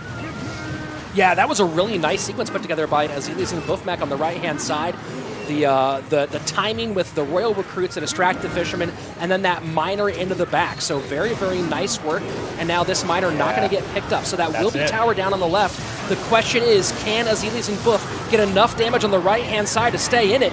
They cannot. 2-0 to open things up for Pain Gaming. Yeah, and they almost take that bottom right-hand tower as well. You see Buffmac there very, very frustrated as he knows this is his set. These are the specialists. Azelis and Buffmac, last season we talked about them being the best 2v2 squad out there. It was them and SK Gaming, but it really felt like Azelis and Buff had taken the edge, at least early in the season, because of Tribe's dominance. But these two guys in Wallace and Lucas put on a clinic. Perfect defense on the right-hand side. Aggressive, well-orchestrated offense on the left, and almost a two-tower game against two of the best to ever do it. I mean, this is one of the all-time great 2v2 runs that we've seen, Andrew, out of anybody in this league. Now, coming into today, you could cast some aspersions there, right? You could say, well, they beat Liquid, Dig, Queso, and Chivas, which, you know, Pompeo and Diego B have been good this season, but hadn't beat any S-tier 2v2 duos. Well, there you go. They just added one of the best duos to their list, and now that's 5 sets in a row. Undefeated in this set is the pair of Lucas and Wallace. And what's really important to recognize about these final moments is while we're seeing Azelis and Buffmac put a lot of damage on that right-hand tower, you also have to recognize what Wallace and Lucas are coming back with. Even if this game goes to 2 towers, Pain takes it easily. Very, very easily. You look how much damage is remaining on their top left and how much is on their opponent's bottom right. It's an incredible difference there. So Wallace and Lucas, hey, I know a couple people that are happy about this. It's the entire squad of Dignitas watching Pain Gaming start off that incredible set with a 2-0 win over Tribe. We'll take Dignitas, who's watching this very closely because this is what keeps them in. Space Station Gaming also keep it a very close eye, because if Pain can close things out here in King of the Hill, that opens the door for Space Station with their match against Queso tomorrow. Yeah, so this is exactly what we expected in our final weekend of matches, with things to still be shifting around for playoffs. I love that Dignitas is still in it. I love that they picked up that first match, so all of these other matches are even more important. If you talk about somehow Pain pulling this one out, then that Chivas Creem is just going to be... So here we go. King of the Hill coming up. It feels like this is where Tribe should have the advantage. You know, we talk about set advantages pretty regularly. This is one where you have to give it to them, even though Pain has been playing so well. I mean, it's TNT, it's Jupiter King, it's Buffmac, and maybe even Azelis, right?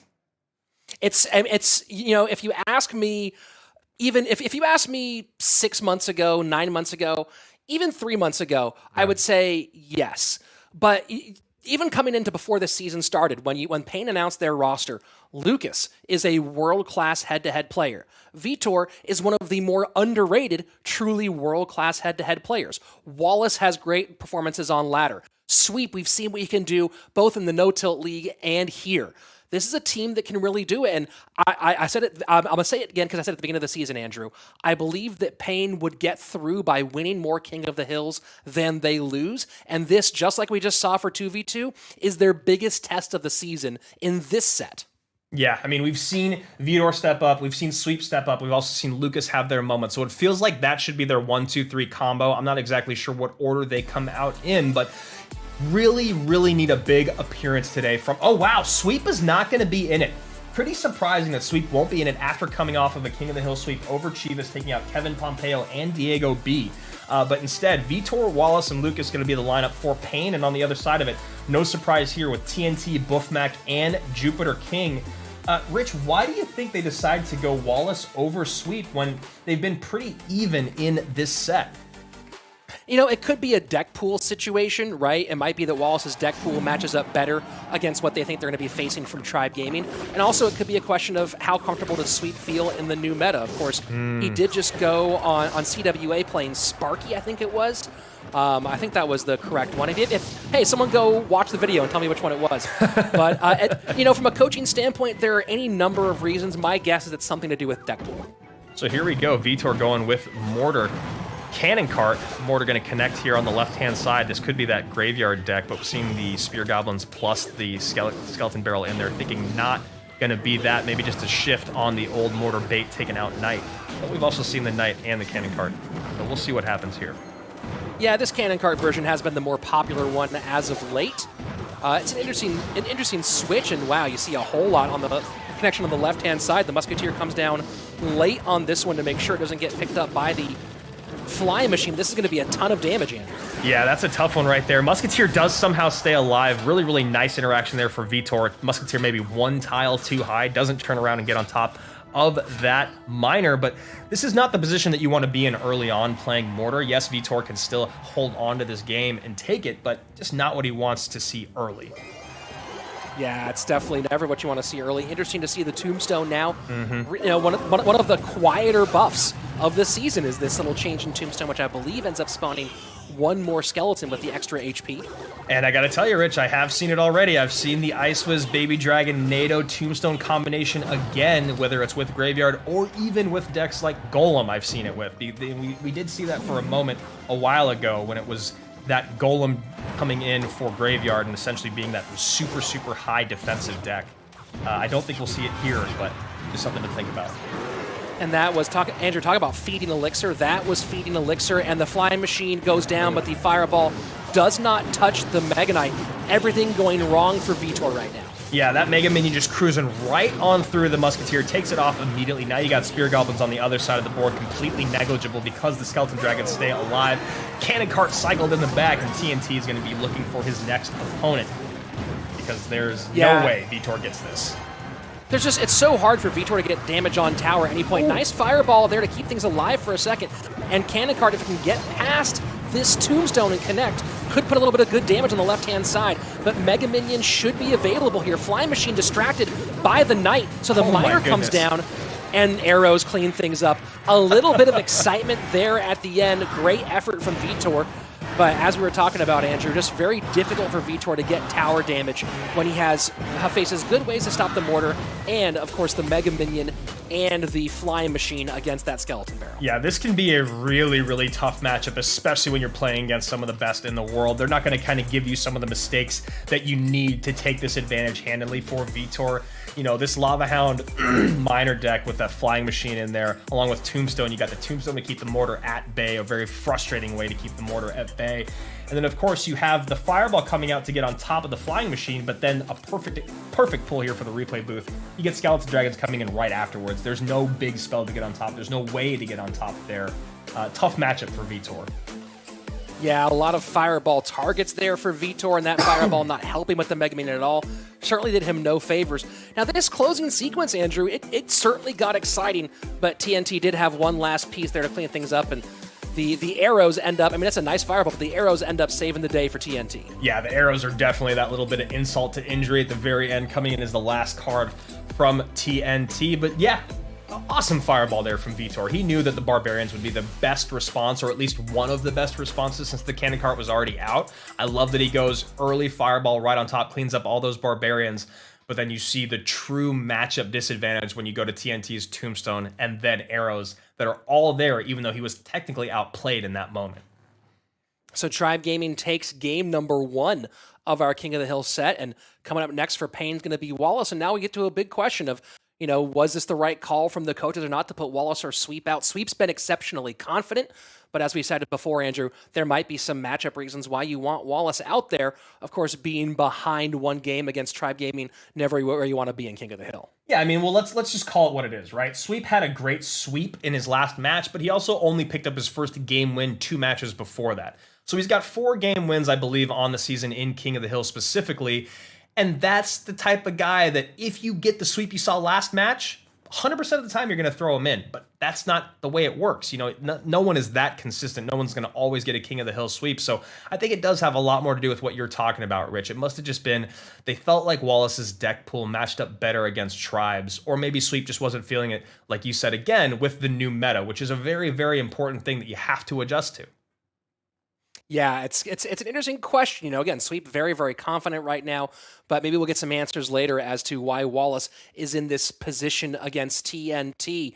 So if you can beat TNT, of course, then you have to go through Jupiter King and Buffmac, which is no easy task. But of course, Wallace, as I said before, has had good performance. He's been one of those guys who's been a bubble semi-pro for a very, very long time, who's been working very hard in the offseason to get himself noticed. And this could be a career-defining moment if he can pull out some big wins against Tribe. You know, and the other thing that we're maybe not giving enough credit to Sweep is that maybe, just maybe they go, hey man, you did so good last match, you're our 1v1 guy now. All right, you're going to sit back, you're going to hang out, you're going to come out in that 1v1 set. We're going to let the rest of the squad do whatever they need to do in King of the Hill if we win the 2v2, because we know worst case scenario, we're going to 1v1 and you're on fire right now, man. So we're going to hold you. We don't want you to get tilted. We don't want you to burn decks. We just want you to do what you did in the last matchup. So maybe, just maybe, that's what Pain is thinking now as Wallace gears up to face off against TNT in game number 2 of King of the Hill.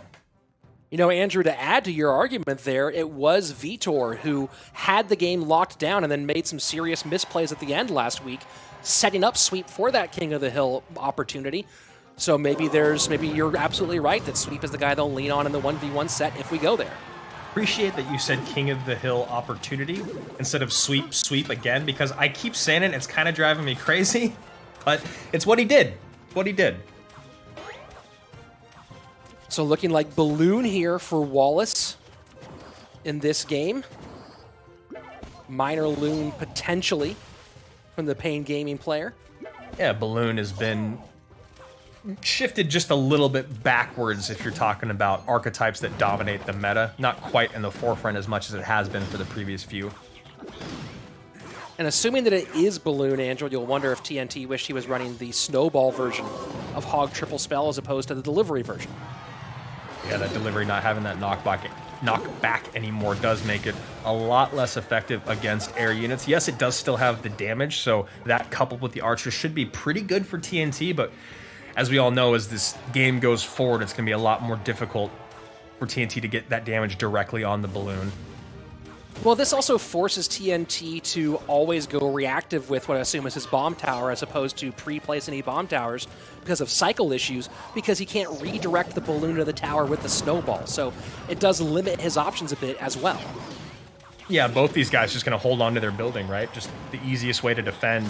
It's going to be a good trade either way, and you see here TNT with the cycled Mega Minion early on, and he goes, oops, a miss drop there right at the bridge, probably going for his Barb Barrel instead, just to create a little bit of pressure as he hit 10. Instead, it's Archers, but luckily it's early enough to where TNT can't just straight up punish him.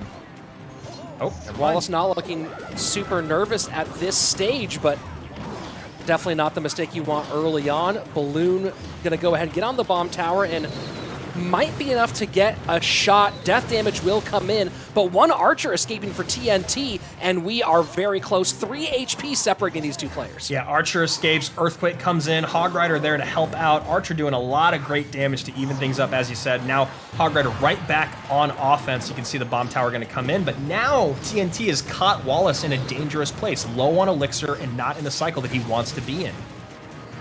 Yeah, we'll see if Wallace can start finding ways to vary that bomb tower placement, or if TNT is going to just keep on sort of abusing that one. Miner goes to the outside, gets a little bit of chip damage, but not going to help with getting this Balloon to tower much. Delivery comes out, Snowball and Archers not going to be enough to stop that. Oh, no, the Hog does, wow, barely not get on. So 1366 to 1462. We are still very tight as we go to sudden death. Yeah, this is incredibly close. TNT going to just stay on offense here. Wallace responding correctly. Keep that Knight at bay. Make sure everything on my side of the map is focused on this Hog Rider, because those Earthquakes are going to come in. So we cannot sacrifice a Hog hit if Wallace wants to stay in contention for this game.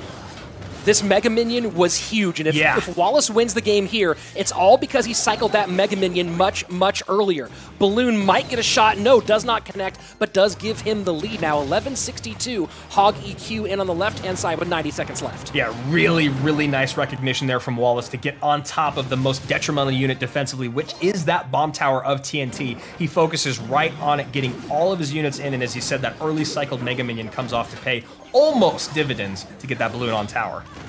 Well, the Mega Minion was huge, Andrew, because it helped play defense against the previous Hog Rider, and then went coast to coast to help get on that bomb tower. So we'll see if that's enough here to hold on. Final minute, and this time Wallace able to hold off against the Hog Rider. But again, this triple spell, this spell cycle, only 2, of course, getting direct on tower. A lot of pressure in from TNT. And look at that, Hog Rider in through, not enough. Oh, there he goes. Wow, perfect Snowball plus bomb tower to get that Hog Rider off. Earthquake does come in, though, giving Wallace the lead again. Balloon. Oh, wow. Second balloon in. 406 on the left-hand side. Snowball trying to keep the hog off. Archers, will they keep the kill? Oh, my And it goes goodness. in. Miner to the inside. This is absolutely insane, Andrew. 30 seconds left. Can that balloon connect? Death damage going to get in. The EQ will be enough on the left-hand side. TNT with a gem of a game. Wallace acquitted himself well, and you have to wonder how much of it goes back with 166 left to one misplayed set of archers at the bridge. I know. You gotta wonder if that one misplay ends up being a cycle issue later on that allows that one. I mean, hey, what happens if that bar barrel comes in and then TNT has to sacrifice one swing, right? That's it. That's the game right there. But instead, Wallace starts to mess with his cycle early on, not what he wants to do. TNT stays hyper aggressive on the left-hand side, which is also what he had to do to pull off a beautiful last-second spell cycle victory. But you also, great job with keeping the Hog Rider on the board so that Wallace was never able to overcommit on the right-hand side. Brilliant job, and this was that Mega Minion. That Mega Minion played defense on one side and then went all the way around to play offense on the other. And if that balloon actually connects, if there was one more piece there for Wallace to get that balloon on, we're singing a different tune right here. But you see over and over again, this was a story on both sides, just barely keeping those connections from actually getting on tower. Yeah, I mean, that balloon was so very close. The bomb tower bomb going off takes the balloon out of play, which is what, at the end, inevitably saves TNT. And what was so fascinating about this game, and this is actually a great example of both guys ticking down to 0, or excuse me, ticking up to 4. First, Wallace has to go Snowball plus Bomb Tower to prevent the hog hit. On the other side of it, you see TNT go super high, super late Bomb Tower plus Archers to keep this balloon from going on his tower. So brilliant defense from both of these guys. Wallace just a little bit behind. Yeah, it was a great game, an absolutely great game. And, you know, you see 166, and you got to wonder if this had been a perfectly played game on both sides, what would have happened there at the end. Either way, we got an entertaining one, and now a very interesting story, Andrew, because it was a 2-0 sweep and 2v2 for Pain Gaming, and now TNT, one win away from putting up his second sweep in King of the Hill on this season. Yeah, it does feel like this is going to become an ice skating uphill situation for Pain in King of the Hill. I feel like there's no way you can expect any one of your representatives to take down all three of these guys. Yes, it can happen, but also Tribe knows what's at stake here. I can't imagine they'll be making many of those small mental mistakes that have cost them game wins in King of the Hill in the past. I feel like they all feel dialed in and they know how important it is for them to win this set. I think it's all going to come down to the 1v1, and I'm just really curious to see who Pain plans on bringing out against Jupiter King. Yeah, I mean, that's such a hard question to answer. Of course, first we have Lucas, and if there is a guy on the Pain Gaming side who they believe can go ahead and do this, Lucas is the guy they brought in supposedly to be their head-to-head star. Again, an S-tier player in an S-tier situation. Can he do it? Yeah, it's been surprising because of how well Pain Gaming has played over their last 3 matches. Lucas actually hasn't gotten any reps in head-to-head play because they've won in 2 sets against Dig, Team Queso, and against Chivas. The last time we saw Lucas out in head-to-head play was when he took down Canario and then lost Igor against Team Liquid in a match that they won 2-1. Easy pickup there on the Miner. Early Miner goes to that number 1 spot, high and on the outside, and looking like TNT going back to Lava Hound again. Gotta wonder if Lucas is prepared for that. Tombstone. Half step early there with the Snowball, hoping to get the skeletons on that pop, I believe. So the Knight does not walk on through for a connection. So Lucas having this Mega Minion is going to be a really nice treat as he moves through this game. A quick cycle, being able to keep that Mega Minion on the board at all times and get a second one down precisely when you need it. When your opponent has crossed the bridge with the Lava Hound is another thing, dropping it right on top of your opponent's Mega Minion or on top of the Skeleton Dragons. So Lucas doesn't have a horrible matchup here, also with Snowball in there, but he's going to have to play this very well as you see how cheap his deck is. And that's 2 moderately suspect snowballs from Lucas in a row. So you have to wonder if there's maybe a little bit of nerves going on here from the Brazilian player. Yeah, and he's lucky that those snowballs haven't been more impactful, right? Because as this game moves forward and as the elixir ticks quicker, those snowballs are going to become very imperative on defense. Graveyard in, Barbs in response, and no extra commitment from Lucas on that side. And the Mega Minion will get two big-time swipes on that left-hand tower. Really, really great sequence there for Lucas. Very fortunate that that Mega Minion was getting tanked for by those skeletons with just a sliver of HP. Now he has to go with the defensive poison, plus the Skeleton Dragon's going to take a good amount of damage. And now look at this, Barbarians connect on the left-hand side, so very little to deal with this Lava Miner push on the right.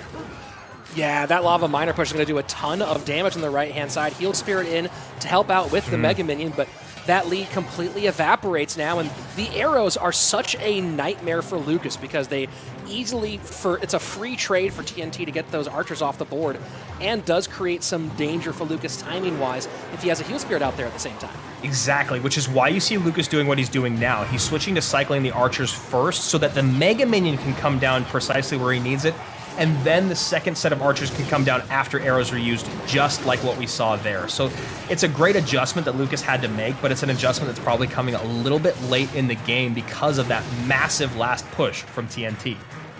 So we'll see if Lucas goes to the right-hand side instead. No, going back to the left with these graveyards. High Tombstone out of TNT to play defense. Lucas doubling down on the left. Does have to make sure that Flying Machine doesn't connect. The Heal Spirit does a great job, and now it's Lucas going on the offensive. Yeah, TNT did a really excellent job of playing that High Tombstone there and not committing any other elixir on the back end. I mean, imagine if he goes, Tombstone high, Barbs on the back end, and all of a sudden has zero elixir.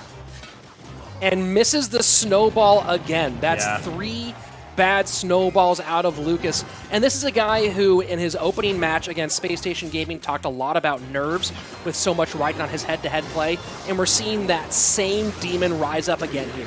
Absolutely. Absolutely. That's really the only way you can characterize those mistakes coming out of Lucas. And now it's just a spell cycle race here for TNT to either get back around to his miner that doesn't get caught or the arrows to get back on the board. So TNT starts his season off very, very strong in King of the Hill with a 1-2-3 over Kevin R.A., Adrian Piedra, and Diego B. He's going to close it out also with an awesome sweep over Pain Gaming's Vitor, Wallace, and of course Lucas. We're going to go on to this 1v1 set. Really excellent play, and you saw the veteran gameplay there from TNT at that last moment. He wasn't trying to rush to get damage and finish off that right-hand tower. He knows that a graveyard can steal this thing back from him, so he just said, I don't care about poison value, I care about skeleton damage. Dropped everything on the graveyard and waited till a good opportunity to finish that right-hand side. Yeah, one of my favorite things about TNT and watching him and Jupiter King play, because, they're both on Tribe, they've been buddies for a long time, and they probably train with each other quite a bit.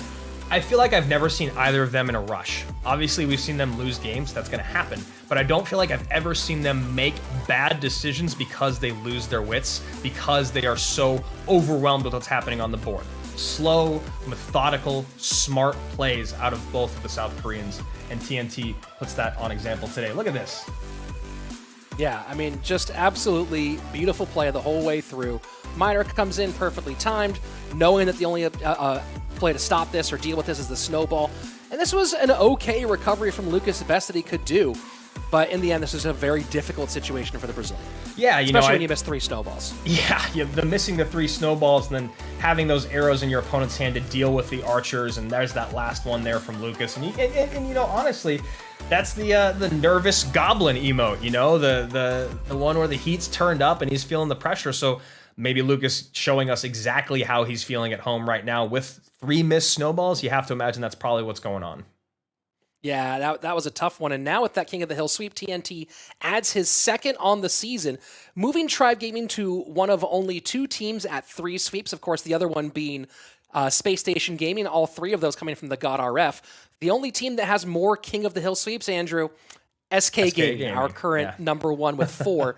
2 of those coming very recently, courtesy of Morton. Yeah, Morton definitely running a good candidate for MVP this season. And right now, maybe either of these squads wishing they would have Morton on their roster, because this is going to be a really, really big-time 1v1. We know who's coming out for Tribe Gaming. It's going to be Jupiter King. Even though TNT just played phenomenally, that's okay. He burned through 3 decks. He did his job for the day. Take a seat. Let Jupiter close things out.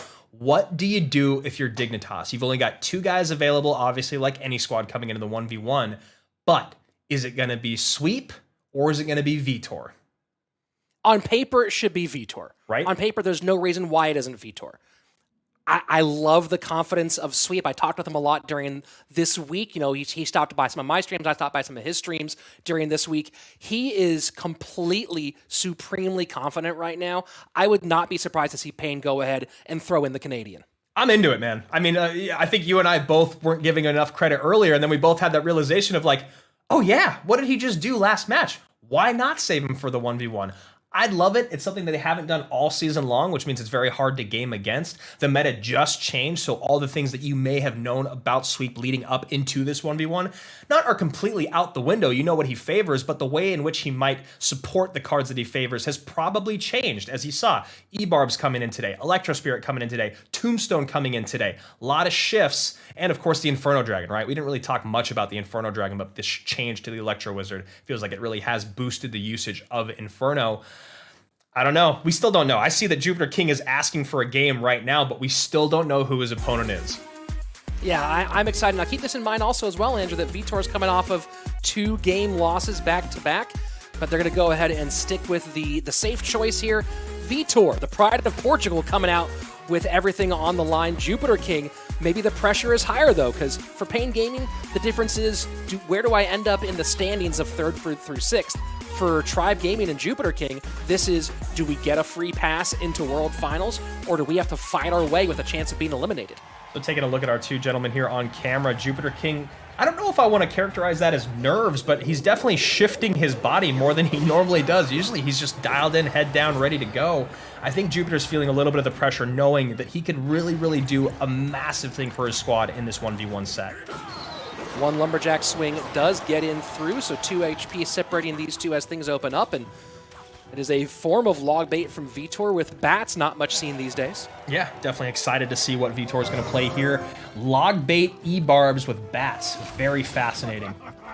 Feeling like Balloon on the other side for Jupiter King. We'll see if that ends up being the story. And the Musketeer survives, but Tower will help take it down in the end. And this Elite Barbarian should get 1 swing in. Yes, he does. And, you know, Andrew, we're talking about cards we can count on one hand how often we've seen them in CRL. Hello, Skeleton Army. Yeah, I know. I was also looking at the Zappy as a card that we have seen definitely way more than Skeleton Army, but 2 very low use rate cards. I actually really like Skeleton Army, right? There was that little Chen deck that was popular for a while, Royal Giant, Mega Knight, to form a bait with Skeleton Army in there. I mean, look, here's the thing. You look at the cards around that Skeleton Army, every single one of them is going to pull bait out, right? Other than the E-Barbs, of course, but Dark Goblin Princess, Bats, Goblin Barrel. If you can actually find a moment to play your Skeleton Army with those out of cycle, it is one of the most brutal cards to deal with in the game. Well, and a Bridge Skarmy is what we saw too, right, Andrew? We didn't see it pick up a Lumberjack or something like that. We saw a Skeleton Army at the bridge. So let's call this portion of CRL what it is. CRL 2020, all bets are off. Here we go. Royal Recruits split. Going to work down this right-hand side. Should be pretty easy to clean up with the high Skarmy. And just like that, we all knew it was coming. Snowball in, Musketeer on tower, Jupiter King establishing his dominance, asserting it here early on. Super easy prediction. You know, you see a prediction often, you go, oh, what a huge prediction. There was nothing else that was going to happen in that moment. Jupiter King read it perfectly. Vitor had to do it, and now you see a little bit of pressure coming in, but another balloon raged up, not connecting.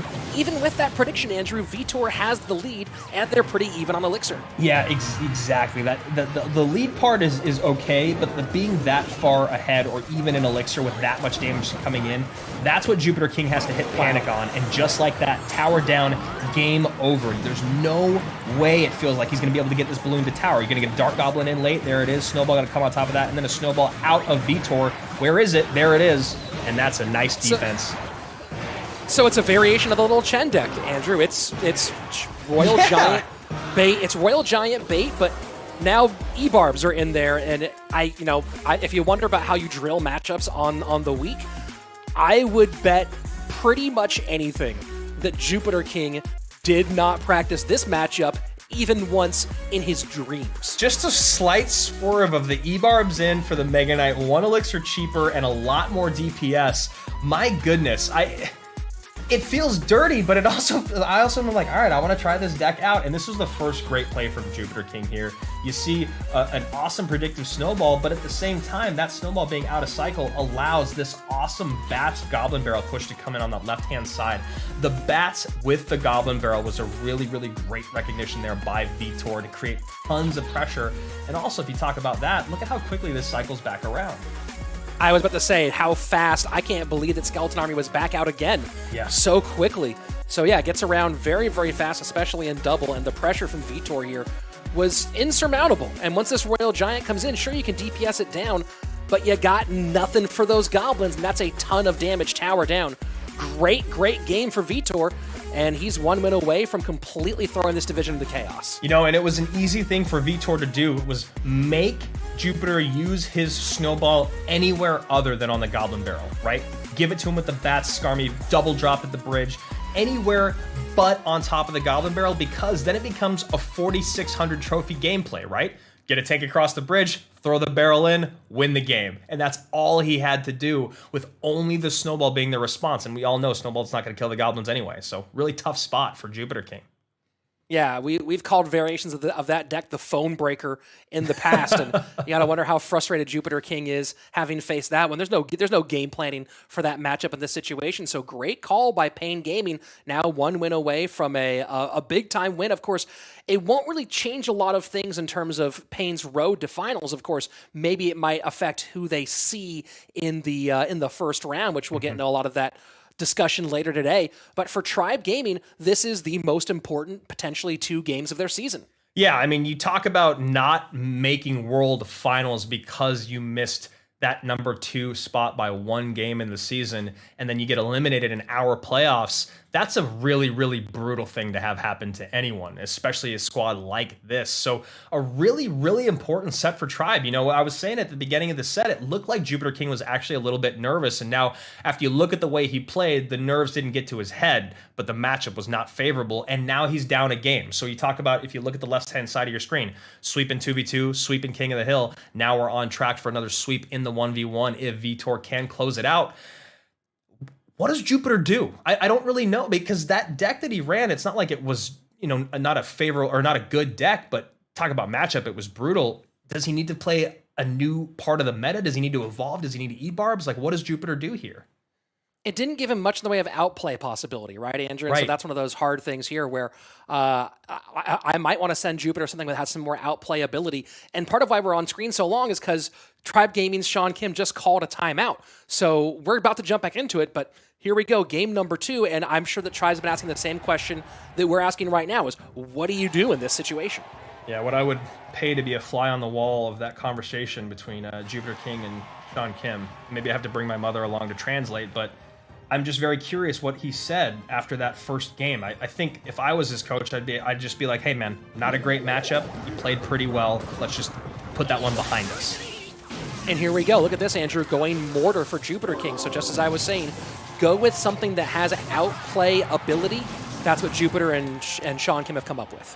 Yeah, and I like it, and I'm hoping it's a Mortar bait deck with pretty strong second win condition, because, you know, the Mortar Skelly Barrel deck is pretty good, but it is also very difficult to get that direct tower damage in when you need it towards the end of the game. Firecracker low.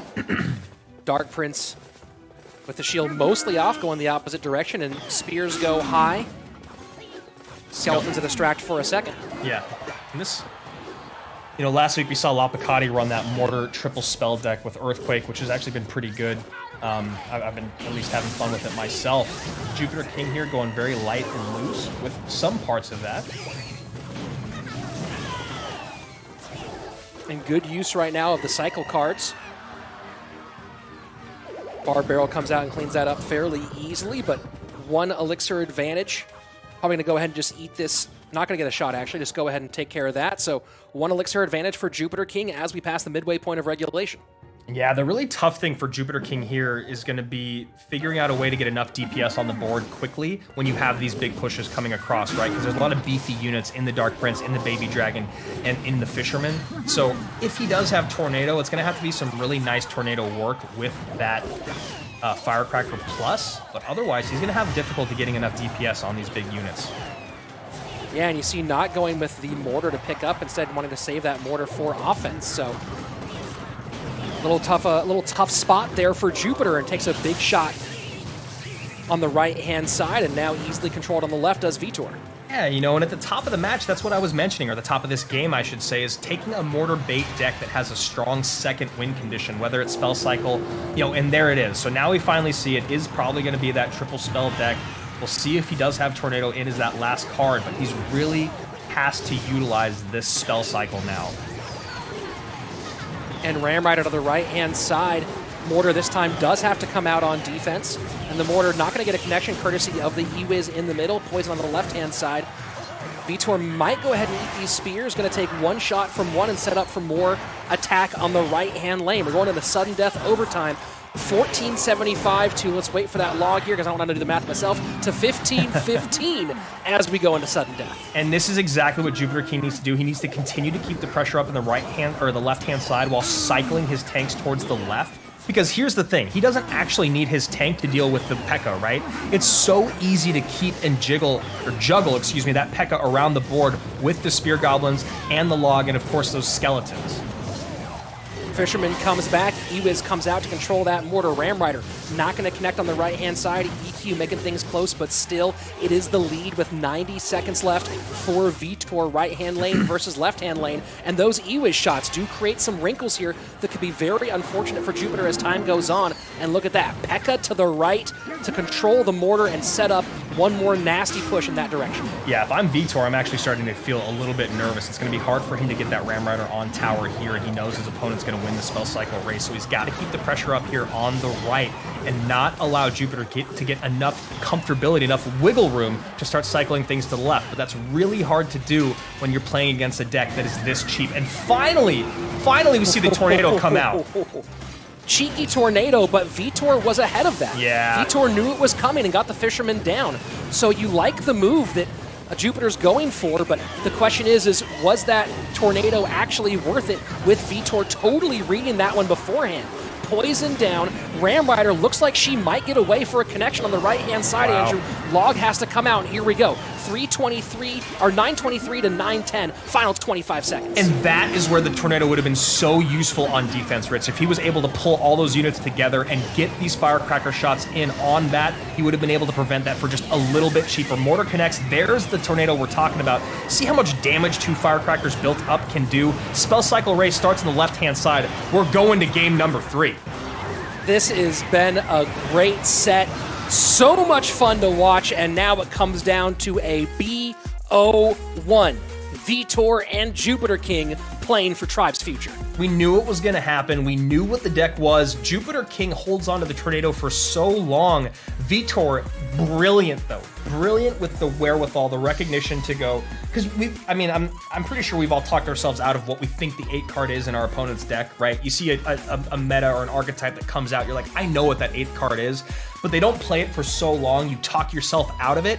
Vitor did a brilliant thing there. He plays the P.E.K.K.A low and outside so the mortar will still connect, but it also baits out that Tornado if Jupiter has it, and then he's got that Fisherman ready to go. So we're seeing actually the moment right after it happened, but that's just a really, really excellent moment of recognition from Vitor.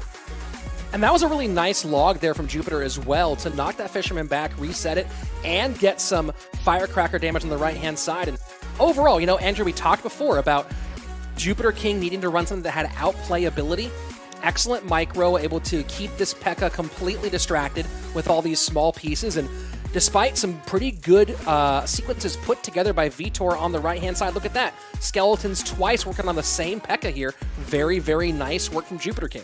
And what's really important to recognize about this deck, if you guys have been playing it after you saw Lapo do it last week, is look at where Jupiter King plays his Tornado and his Earthquake. The last 2 cards, and they came in very, very late in the game. One thing that's really exciting to do with this deck is to pull units together and let your Firecracker hit them with Tornado. The problem is if you do that too carelessly or too frivolously early on, then you don't have enough defense on the back end. So what was really great about what Jupiter did is he never tried that. Only one time did he do it at the very end when he had 2 Firecrackers lined up, and you saw what it did against the P.E.K.K.A, E-Wiz, and Ram Rider. That's the beauty of this deck, but also because those things are so cheap, sometimes you get a little antsy and use them when you shouldn't. Yeah, no, very, very well managed by Jupiter King to keep his team's World Finals berth a possibility.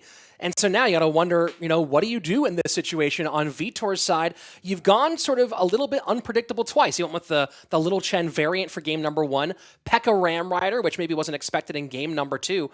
Vitor's gone through 2 sort of surprise options. Does he go to straight up central meta, something comfortable here, or do you go for one more thing that you think maybe Jupiter isn't prepared for? I'm racking my brain to figure out what the best win condition is to go for. I mean, I think you obviously go for one that doesn't have a really unfavorable matchup, right? That there's not any 70-30, 80-20 matchups out there, something like a Lava Hound deck that could be really horribly met against something else. Or Graveyard going up against Ekbo, something like that. You wouldn't want to put yourself in that position. I, however, do think you maybe try to go Graveyard or Royal Giant. Something with a lot of defensive capability on either side of the board that you can then double down with a counter push. But otherwise, it's all about spell cycling and playing great defense, because I know both of these guys are okay winning this game by just having the higher single tower. So here we go. It's going to happen in just a moment. A best of 1. Jupiter King and Vitor. 2 talented young stars, and a win here would be a big signature victory to cap off Vitor's regular season. For Jupiter King, a lot of pressure on his shoulders. Let's go ahead and jump into game number 3 of our third and final set. Yeah, a very, very back and forth game here. Sets on both sides to start sets 1 and 2. Jupiter King and Vitor battling it out here. 1v1. And you saw a pretty big breath there from Jupiter to start this one off, and as you said before, usually absolutely ice cold. A little more emotive from Jupiter than we're used to seeing. Yeah, and I really do believe that speaks to just him being a little bit nervous, just a little bit. Pick to the right-hand side, and Vitor hits that with a Fireball. Heal Spirit not in cycle, so not worried about what might happen on the back end of that one. So this is a little bit of what we were talking about, right? Royal Hogs don't have completely horrible matchups. I mean, you talk about Bomb Tower plus Baby Dragon, Ice Wiz, and NATO, that doesn't feel great. But you also look at the other parts of this deck, Rich, really, really cheap ability to get back around with very heavy cards on the other side of it. So Lava Hound for Vitor. Fireball comes in, gets the Skeleton Dragons off the board, Balloon right behind. And what is going to get on top of this balloon? That is what is going to be very, very curious to see. There it is, Musketeer. And Musketeer low. So balloon will not get death damage here, but... Oh, wow, it does! Wow. That is a big bomb drop. That is not what Jupiter wanted to see this early on. Yeah, massive drop, and the pups do a little bit more here on the right-hand side as well, so now going to be down to 804. And we've seen a lot more arrows lately. Vitor going with Zap. And a very interesting wrinkle here that will make things a lot nicer for him for trading with those Spear Goblins. Yeah, and so Jupiter King does sell out a little bit. He goes Royal Hogs in front of this Musketeer, accompanied with that log. This Musketeer actually staying alive long enough to demand just a big enough response out of it. Vitor happy to use that Tombstone, though, because it's going to put the Tombstone back around in cycle or in that synchronicity with his opponent's Royal Hogs. And just straight up Lava Loom. When's the last time we saw straight up Lava Loom in CRL? Feels like a while. And Fireball one direction. Vitor not going to use Fireball the opposite direction, choosing to take a lot of damage here from these pigs. Zap instead to support the defense. Yeah, I think the idea maybe for Vitor was that he needed to get more damage on that bottom right-hand tower, so he was thinking, if I sell out on this push, then I won't be able to put another one together. But I don't know how I feel about this so far, especially because he allowed those units to get on the balloon. Yeah, this seems like it's kind of going all bad for Vitor in this moment. Jupiter King now doubles down. Fireball has to come out. One pig escapes. Tombstone not going to do a whole lot. And now the Elixir starting to go way in favor of Jupiter King. Oh, and look at that. Great Heal Spirit in, Royal Hogs in. That's it right there. Jupiter King going to close things out. You see Vitor. He knows the writing is on the wall. Jupiter King takes Tribe to the World Finals. That is a huge win for Jupiter King. Tribe Gaming is going to go ahead and play in playoffs and have a real decent shot at getting revenge and maybe getting themselves a championship. But right now, the most important thing is done. Tribe Gaming going to Shanghai. Yeah, Crazy, man. Absolutely crazy. They definitely deserved it. A squad that has done it with all 4 of their players all season long, starting from their very first match. When you talk about TNT coming out and getting that big time sweep, Jupiter King has been lights out all season long in that 1v1 set. I mean, this is a completely fully formed, working together tribe squad that has faced a lot of adversity this season and still come out in a beautiful spot.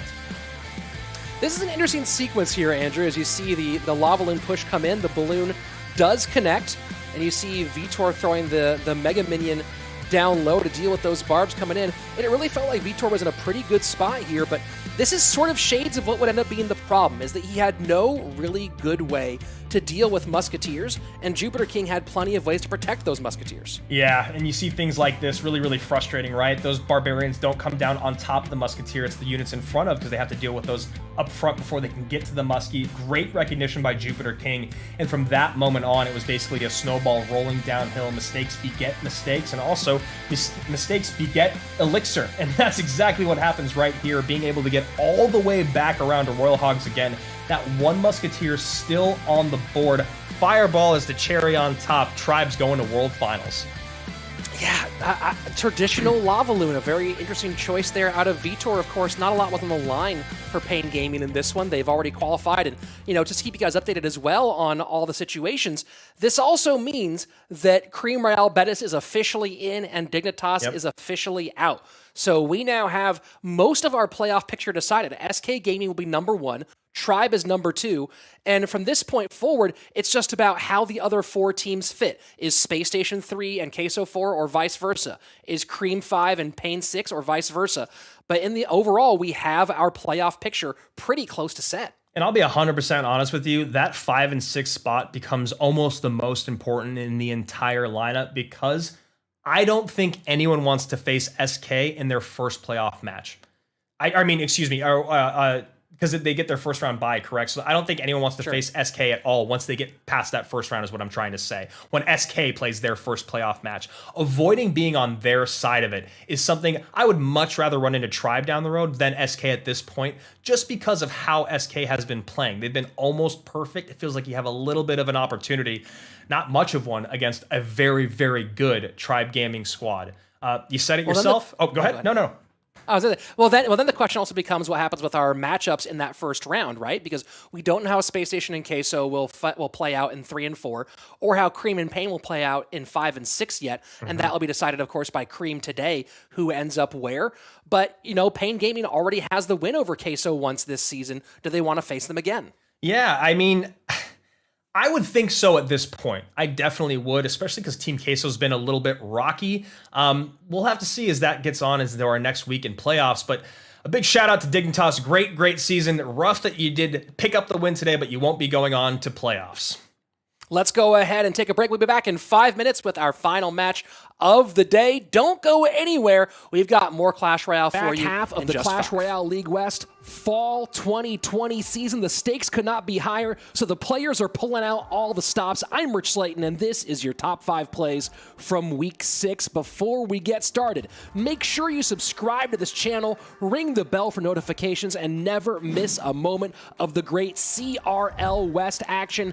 Opening things up at number 5, Buffmac of Tribe Gaming up against Lindsay, and Buffmac is way behind against a Royal Giant, and check out the Stunfest at the bridge. Ram Rider, Electro Wizard, Royal Ghost comes in behind to DPS that sucker down, and Royal Giant does not get a single touch on that left-hand tower. Now check out the counter push. That Ghost is invisible. The Fisherman can't see him. Slides right on through, gets on tower. GG, well played. Clutch win, great defense from Buffmac in a really tough spot. On to our number 4 play.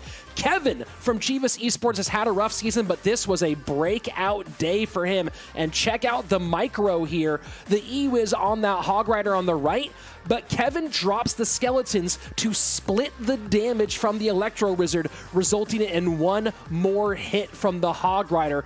Brilliant bit of micro from the rookie. We'll see more from this game later. On to number 3, Pain Gaming has made a big shift in their 2v2, taking Sweep out, putting Lucas in, and so far, Lucas and Wallace have been absolutely phenomenal. And why wouldn't Lucas be great when he has a Hog Rider and Skeletons in his hand? One of the best 2.6 players in the world doing it here in 2v2. And check out the moves here. Log from one player, Skeletons from the other. That's coordination. That's teamwork. King Tower activation. Now check this out again. That log was Wallace's log that knocked over the Magic Archer. Those skeletons were Lucas's skeletons. And this is why Pain Gaming is back in the playoff hunt. Our number 2 play. What a fun game this was. Lapakati running Igor's own deck from his most recent YouTube video against him. And check out the protection here. Musketeer down. The Royal Giant comes up high to keep that Muskie alive. Now watch that bottom left-hand side. Lapo takes a ton of damage, but he only spends 3 elixir to defend against those 5 elixir Royal Hogs, which means he banks that too, which turns into this a second Royal Giant, keeping that same Musketeer on the board, and Igor just can't get to her. Check this out. Fisherman out on the outside keeps the Musketeer even more protected. Igor's spending like crazy just to stay in it, so a great bit of work. And oh yes, why not add a prediction log in there as well to take off some Spear Goblins. Lapakati with perfect macro and micro in this matchup to get the win over his close friend. And on to our top play. Back to the same game, Javi Catorze and Kevin R.A. And Javi says, well, Kevin, if you have some fancy moves, check out what I can do. The cannon cart gets across the bridge, gets DPS down by the skeletons, but check it out. As it drops with the tower connection, Ewiz comes in so late the game got fooled, but Ewiz there just in time to turn the Hog Rider away from the tower and back to the cannon cart. A double swing on both sides. Defense, offense, that's why Javi Catorze is so great and why SK Gaming is at the top in our league. Again, I know you love these plays. Make sure you subscribe. Make sure you're here for every step of Clash Royale League West as we get closer and closer to our World Finals in Shanghai, China.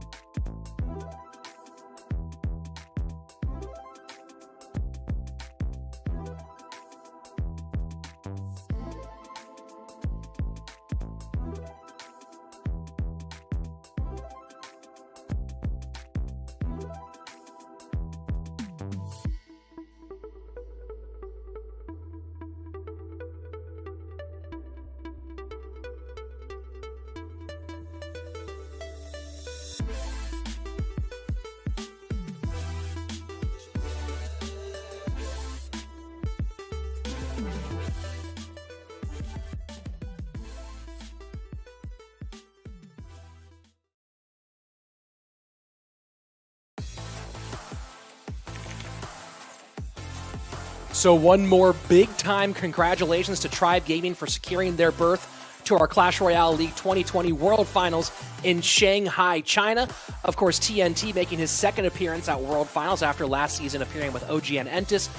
But Jupiter King, Buffmac, and Azealis all getting their first trip to that World Final berth. So congratulations to you guys. Very, very well deserved. And of course, everyone else now, hoping they can find their way through that first round. One team, Andrew, I can tell you breathing a big sigh of relief right now is Creem Real Betis, because this matchup was a potential fight for your playoff spot, and now they can breathe easy, having been guaranteed either 5th or 6th place. Yeah, no surprise there when you see St. Bellican on Twitter just saying, I love you, Jupiter King. They are going to be going to playoffs now. So Jupiter does it for a lot of squads, but also on Twitter here in the last 5 minutes during our break, we saw other people like the God RF and, of course, Trainer Luis now for Space Station Gaming recognizing that they can no longer clinch World Playoffs tomorrow. So it's a very, very interesting second match of the day. Yes, as we get into this third match, we know who our 6 squads are, but my goodness, it really, really matters where you land in those bottom 4 spots.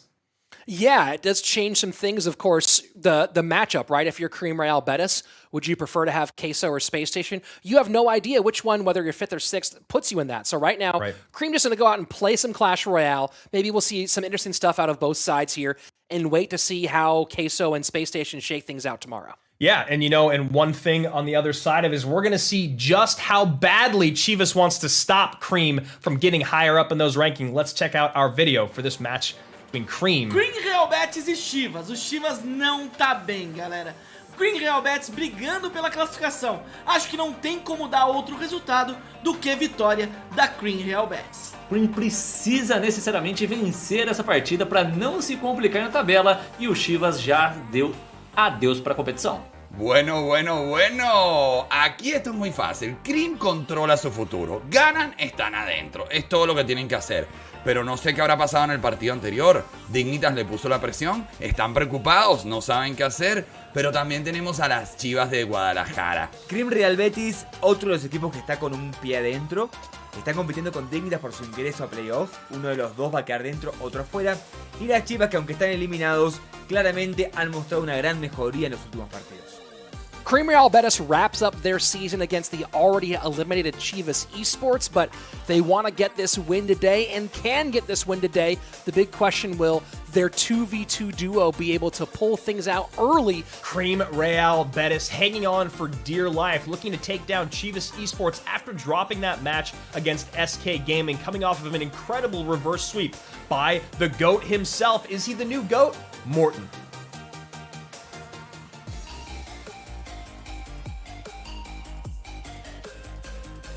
So it's been an interesting journey this season for both of these squads. Creem Royale Betis with ups and downs, but now a big time up, making sure they're guaranteed to playoffs. And of course, their opponents today, Chivas, have had a bit of a rockier road, but this is the guys for Creem Royale Betis, the 2v2 duo of Diego E and Michifu, a big part of their success this season and why they are where they are. St. Belican has come in clutch multiple times, and Pedro looks like he's finally starting to click at maybe the most important moment in the season. That's the best way to put it. Pedro coming in right when they need it. Chivas Esports on the other side of it.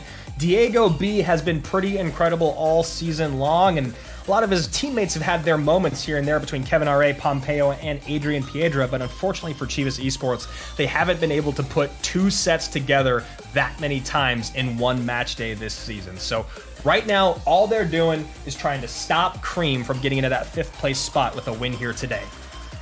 Yeah, Chivas would love to go ahead and get the victory here. And despite the struggles this season, one of the things that I think Chivas will walk away from is that they've all been able to be together this season and hang out, and they're posting a lot of stuff on social media, eating meals together, being together as a squad. And so even with the rough outcome from the season, I think that they will really treasure this fall being a chance to be together as a team. Yeah, I saw the tweet from Diego B last week saying, we may not have won, but we had fun. Him and Pompeo dressing up as Mario and Luigi, as you saw at our match recap. And it's always a bummer, right? When you see squads that are that committed, that try that hard, that are having so much fun together, you really wish to see them succeed a little bit more. But unfortunately for them, those don't take towers down, and they're going to have to figure out what they want to do in the offseason for Chivas Esports. But right now, we are in the 2v2. Diego E, Michifu, bottom of your screen, representing Creem Royale Betis. Top of your screen, Diego B and Pompeo. Double band of Tornado on the board. Yeah, pretty common ban there. The Tornado off on both sides, so we'll see a pretty wide variety of possibilities. But so far, looking like both teams going with the same idea in game number 1. There's the Lumberjack up high looking for that Fisherman. Fisherman comes down late, so that's a waste of Elixir for Diego B and Pompeo. Giant Skeletons do their giant skeleton thing at the bridge, and now Hog Rider comes down behind the Lumberjack on the right-hand side for Creem. Yes, their giant skeleton thing, which is just cleaning everything off the board all around it. Hog Rider comes in for 2 big hits there, but you have to imagine this is where Diego B and Pompeo want to go on offense of their own. Giant Skeleton getting in deep, and now the bomb tower's way out of cycle. Look at that. Minor Loon to the left-hand side, and That miner jumping right on top. The freeze trying to make enough room. Will the balloon sneak through? And a cheeky zap for Chivas Esports. That is a very, very big time tower take. Great zap comes in. The miner getting tanked for the balloon at the end there with just a sliver of HP. And it actually started off pretty well for Diego E and Michifu, defending well on the right-hand side and doing a really excellent job with offsetting their Musketeer one tile to the left so that it would focus on the balloon of Diego B and Pompeo. Only problem is that death damage from the balloon basically took it off the board. Great early start here for Chivas. You know, looking at one more potential silver lining here for, not even silver lining, but one more positive for Creem Real Betis in today's matchup is that if Tribe had lost and Creem was playing for their playoff hopes, needing to win over Chivas, they would have probably had to show what their new meta deck pool looks like. Their new 2v2, their new head-to-head stuff. This game doesn't matter one way or the other for Creem Real Betis. This saves them having to expose any of their plans with this new November meta. Yeah, and and I was talking about how different it is to be in the 5th place spot as opposed to the 6th place spot because one of them puts you on track to play SK, one of them puts you on track to play Tribe. But I do actually think the point you're making right now is a little bit more sound about holding on to things that they're going to need in playoffs and not wanting to show right now. So maybe, just maybe, that's what Creem Real Betis is doing in game number 1. But honestly, I think Diego B and Pompeo maybe just outplayed them. Yeah, no, they did. They played a better game and took advantage of that bomb tower being out of cycle. So well played for Diego and Pompeo, who have been really great in 2v2 this season. One of the more solid duos overall throughout this 2020 fall split. But, on the other side of it, Diego, Ian, Michifu, and this I expect when we watch Creem throughout the day that they, now that they're already clinched in, do not run anything new meta in these situations. Yeah, or at least something that isn't innovative, right? Maybe a deck that we've already seen today, and I think that is a really sound point you make. And this is that defense I was talking about. It was really nice initially that Musketeer is offset to the left so that it can focus on that balloon. The balloon wasn't even in yet. It was actually just a smart play there by Diego and Michifu to not give spell value to their opponents. But those bombs going off kill the Musketeer, no longer there to help out, and that balloon just comes right on in. Now, to go back to the point that you were just making, which I think is a really, really interesting and very valid point, is that how much do you want to show as Creem Real Betis? Yes, 5th place is better than 6th. Maybe that means you play Tribe instead of SK moving forward, but that's also looking so far down the road that the first thing you need to think about is what you're talking about, Rich, which is what do I need to save to take that first match in playoffs? Well, the interesting thing is that now that the other matchup, Space Station and Queso for tomorrow, doesn't matter, my guess is, except for Liquid, from the remaining teams that we see here, and maybe Chivas, because Chivas also not in the playoff hunt, I suspect that tomorrow Space Station and Queso also play nothing that shows their hand. Same thing from SK, plays nothing that shows their hand. It's going to be the October meta, or maybe even 2017 meta from these guys coming out here. Everyone has their eyes on one thing, and that's next weekend now. Creem Real Betis doesn't get to get any extra information from Space Station and Team Queso. They don't want to give anything away either. So what's really fascinating about all this stuff you're talking about is Tribe winning that last match is the reason for so much of what you're speaking on, right? Mm-hmm. Because if they had to stay in the playoff, if they were still battling for their lives, we would see the best that Creem has to offer. The best lineups, the best decks, the newest things to take that W to get into playoffs. But since Tribe does take that win, and like you talked about even with Queso and SSG, very many things have changed with that one match win that make these matches not important, but you have to think about the future now that you know you're making it to playoffs. Yeah, there are 4 teams that only have one concern. Do I get a World Finals berth or not? Yes. That's the only thing that matters for Queso, Space Station, Creem, and Pain from this point forward. And it would have been fun if Pain had won and made this one a do or die match, made Space Station fired up for a chance to beat Queso and move on. We've seen some crazy stuff. Instead, we're going to see the best way to call it is some showcase Clash Royale, and I think a lot of players just try not to show their cards to the hand cam. Yeah, and I really would love to talk to the coaches of the squads in the 3, 4, 5, and 6 positions after this weekend, just to see what do you guys think? What's so important to you? What do you want to avoid? Who do you want to look for going down the road? Just to see what other coaches are thinking, or what all the coaches are thinking about that playoff picture. Yeah, well, it's an interesting note for the Creem side. They beat Tribe this season and lost to Space Station. Doesn't necessarily mean they want to play Tribe again. Or they beat Space Station or they lost to Space Station and Queso. That's the one that they're really concerned with in that first round. So either one, and that becomes a tough question both for Pain and Creem, Andrew, is who would you rather face in that first round? You have on one side Space Station, whose 2v2 is phenomenal and going to be a very difficult out for you. And then the rest of it is Lapo, Samuel, and RF. On the other side, you have Team Queso, whose 2v2 is, you have the advantage without question. But then now you have to face IMJP and Ruben in 3 1v1 sets where you feel like that duo might have the advantage. Yeah, I mean, I think personally, if I'm a squad, I look to go for Team Queso just because having that initial confidence boost of taking that 2v2 set, or at least that initial advantage, at least gives them something moving into that second and third set where it feels like they're at a disadvantage against either squad. But here, let's get back to the match at hand with Diego B and Pompeo top of your screen, down to 1654 top right, and of course Diego E and Michifu bottom of your screen. And like you said, Rich, nothing new, nothing fancy here out of Diego E and Michifu because of playoffs. Yeah. No, I mean, we're seeing this is a fun deck, and this is so funny that this deck has really kind of driven a lot of the season in terms of the Balloon Graveyard combination. Really was, I think it was Tribe that was the first one to play it here on the western side of things.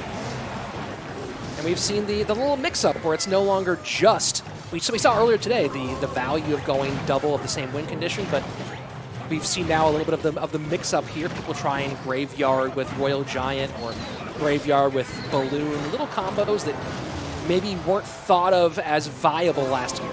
Yeah, totally. And if you guys at home are wondering, Diego B, Pompeo obviously being in the Chivas house, if anything does happen internet-wise for them, the first thing to go is their player cam, so they may be rejoining us in just a moment as they send that Ram Rider into its oblivion with a lot of units on the board here.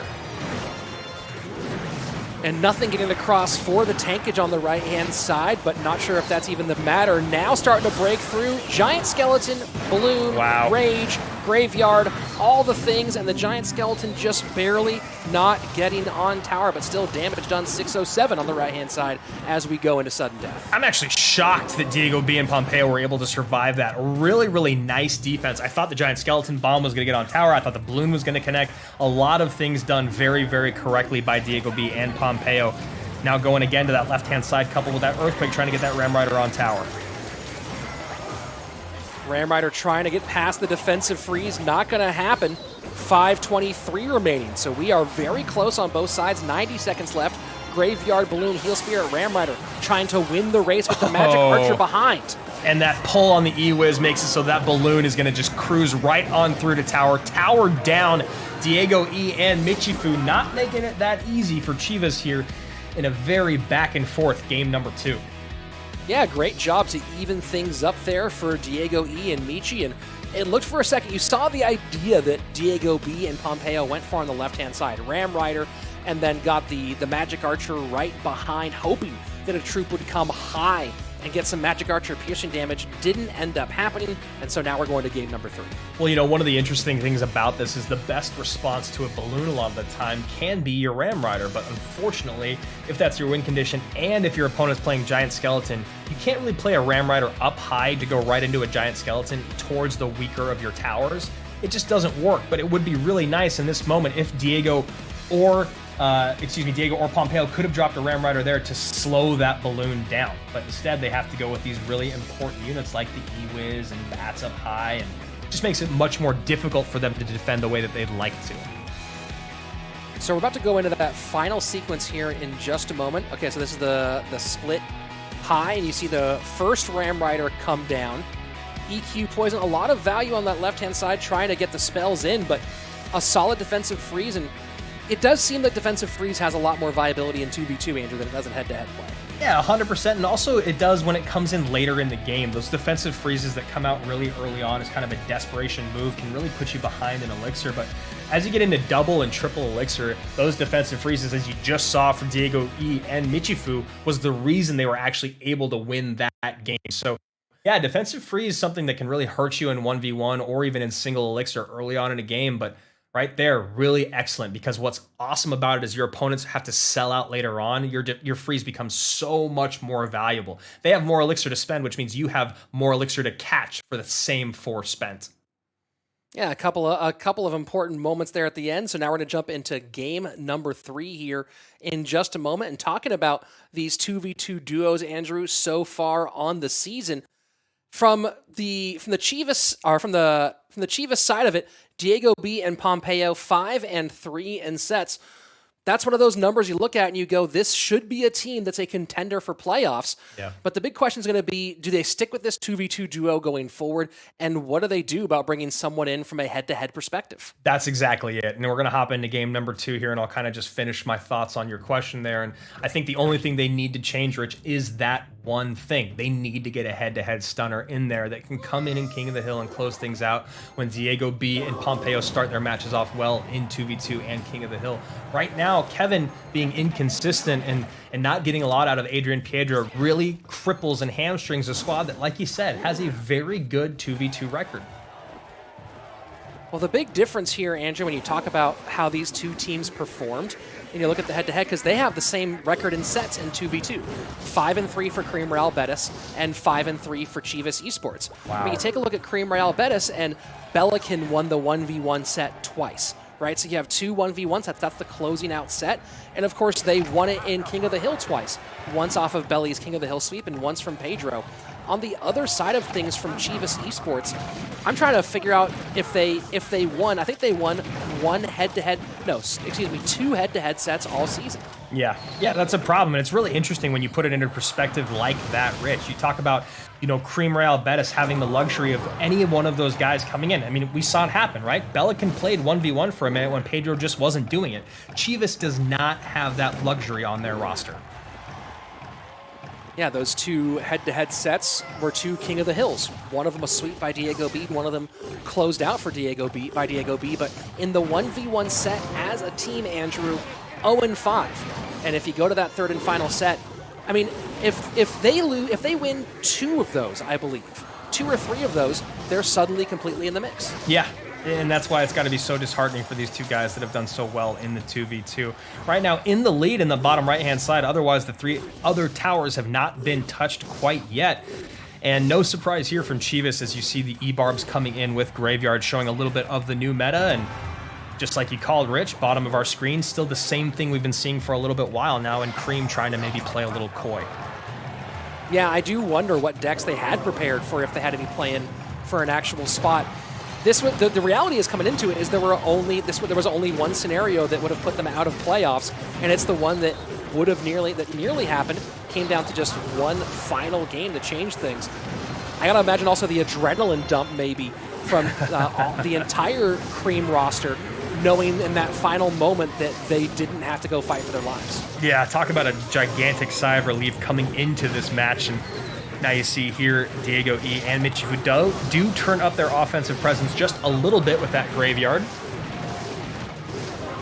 Giant Skeleton is tanking at the bridge, so Graveyard getting some good damage in. Freeze comes in very, very late here, but one little Skelly takes it down to 906 on the right-hand side as we go into sudden death overtime. Chivas Esports does have the lead for the moment. Yeah, Chivas has the lead and a little bit of an elixir advantage. These E-Barbs going to come right into this Giant Skeleton. All of it probably going to stop there right at the bridge. E-Barbs shouldn't sneak away far enough. Oh, one of them does. Gets the Musketeer off the board, so continuing to work on those troops on the back end. Giant Skeleton high out of Chivas to keep this all on their opponent's side of the board. Yeah, you'll have to forgive me, Rich. My knowledge of perfect interactions with E-Barbs is just a little bit off compared to other cards in the game. And just like that, the bomb goes off. Tower down. Chivas takes that 2v2 set from Diego E and Mitchie. Yep, that's a nice win, and Diego B and Pompeo end the season 6-3 in 2v2 sets. They end the season as one of the top 2v2 duos overall in terms of win rate. Yeah, and that's where the coaching staff, the management, the owners of Chivas Esports really need to truly look at their organization and figure out what piece needs to go and what piece needs to replace it. And that piece that needs to be replaced is clearly a head-to-head stunner, like we said. Not a guy that can come in King of the Hill and can come in 1v1, but will always find at least a little bit of success when you put him out on the board, unless it's a horrible matchup, and that's something that Chivas does not have right now.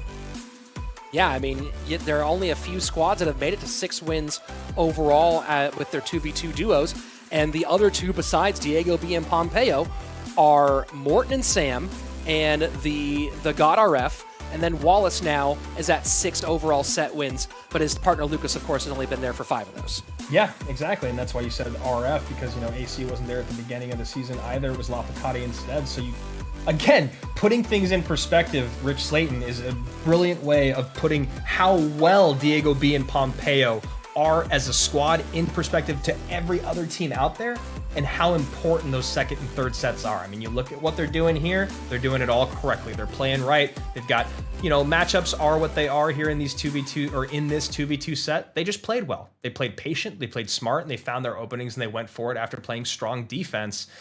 How do you complement these two guys moving forward for Chivas Esports? It's a really interesting and difficult question. There certainly is head-to-head talent out there. I just don't think Chivas expected to be in this position going into the fall. And, we've talked a lot about what the head-to-head situation should have been going into this fall split, but I just think that they had planned a different roster for 2020. Things fell the way that they did in the spring, and they made some changes and didn't really. I think the big thing for them is I think they thought that Kevin would be just a little bit better than he was going into this 2020 fall split. Yeah, it really took Kevin a while to find his footing, to build up that confidence this season. It felt like for a moment we weren't going to see it at all from him. But over the last few matches, we've seen those glimmering moments of what Chivas probably saw when they wanted Kevin to be that guy. But unfortunately for him, maybe he's just young. Maybe it's just an early season for him. Maybe he just needs a little bit more time in the big leagues, and maybe he'll come back as a sophomore even stronger. But right now, that is one of the biggest things. You talk about Adrian and Kevin both not being able to hold up their end of the bargain for Chivas Esports. Well, you talk about potential off-season moves here, Andrew, and let's look at this. The question is, will Misfits be able to keep Schwarzen on their squad? You have a German player opening up. SK Gaming hasn't been able to play Sergio Ramos much this season. Could Sergio Ramos go and join his countrymen over at Chivas Esports potentially, and Schwarzen fill the gap with the remainder of the Europeans over there with SK Gaming? Yeah, that is actually a really interesting point that you make up. And also here, when you talk about Chivas, and yes, we're putting blame on Adrian and Kevin as well, but you talk about a guy in Pompeo that you would expect a little bit more than 2-game wins in King of the Hill for a guy that was honestly more looked at as a head-to-head guy when he came into CRL. You need just a little bit more out of Pompeo, I believe, also in King of the Hill, especially when he's playing that well in 2v2. Well, I think that the future for Pompeo with Chivas Esports could look very similar to what Akrap has become with Space Station Gaming. Yeah. You have 3 killers in head-to-head play. You have RF, you have Samuel, you have Lapo, and there's not really a reason to lean on AC in the head-to-head play. And if Chivas Esports can figure that out, keep this 2v2 duo together, and find a way to have Diego B mix in with 2 players who can really get it together in the head-to-head play, you have a pretty powerful potential out of Chivas Esports. So Pompeo now going balloon on the right-hand side. We all know Pompeo does love that balloon. No Ewiz in cycle, no Hunter in cycle, so instead has to spend quite a bit there on that right-hand side to stop the balloon drop. Nice job, though, because he baits out the zap from Pompeo. And, Pompeo here Pompeoing, as you would hope that he would do. We'll see how that one shakes out. Of course, Diego E not putting the Ewiz on the bench, probably because he expected to be against Balloon and Inferno Dragon. Yeah, really, really nice deck choice here for Diego in the sense of having the stun for the Balloon, having the Hunter to drop right in its grill, and of course the last-ditch effort there of the Fireball to knock it back. Royal Ghost cycled way in the back there for Diego. Miner comes out to pick it up for Pompeo. Pompeo maybe trying to fix his cycle now, recognizing that they're going to get into double elixir. Yes, he wants the miner to get to tower, but maybe he knows he has to play defense first, and then he'll be all the way back around to his miner to support this balloon, and this is exactly what we're seeing. Miner goes to the back, pulls the Royal Ghost low. Is anything to come out here for Diego to deal with that balloon? Yes, it does. You is working. Fireball, Zap making some room here And Balloon just barely doesn't connect. Very well defended by Diego E. Yeah, very, very well defended. Fisherman comes in to even things up just a little bit. Pompeo 1582 top left. Diego E 1364 bottom right. But Royal Ghost just hanging out on that right-hand tower, going to even things up. Yeah, dual lane options for both sides, and now you see doubling down. Royal Ghost does get in front of the Royal Giant for a second there, and then you see the Ice Golem go ahead and push it back behind. Royal Giant gets one shot, but now a healthy counter push potentially building on that left-hand lane. Yeah, that was a big fireball there from Diego E, and now Pompeo switches lanes because he's got that Mega Minion up front. He gets the zap on top of the Hunter, but it's not going to be enough. Hunter somehow stays alive to take out the Miner, but the Balloon still connects, and Diego is not happy about that. That's the power of Zap with Lava with Minor Loon, Andrew. And yeah, you know, you don't see Zap as popular these days with this combination because Snowball has become so much more popular due to its viability on defense, but that little retarget can do so much for a push. And I'm pretty sure there's no one in the world that knows the interactions of Zap plus Balloon better than Pompeo does, and that's why you've seen twice now, obviously only working out one time, but twice now where those zaps come in at the very, very last second, and Diego either takes a bomb drop like he did the second time, or has to overspend like he did the first. And you see Diego trying to get the Fisherman out a little bit early here to protect against any miners, and now just loading up on the left-hand lane. Plenty of fireball there up high. Yeah, that is a lot of fireball value there for Pompeo. However, the Royal Giant's still going to get 2 shots in, and this is not a very substantial counter push coming in for Diego E. Pompeo now in trouble. Yeah, Pompeo just really has been focused on that E-Wiz, but not getting anything done about that E-Wiz. So Ill Spirit gets in and keeps it alive again. That's been the same Electro Wizard for a long time. And now Diego says, hey, well, why not put one more in that exact same spot?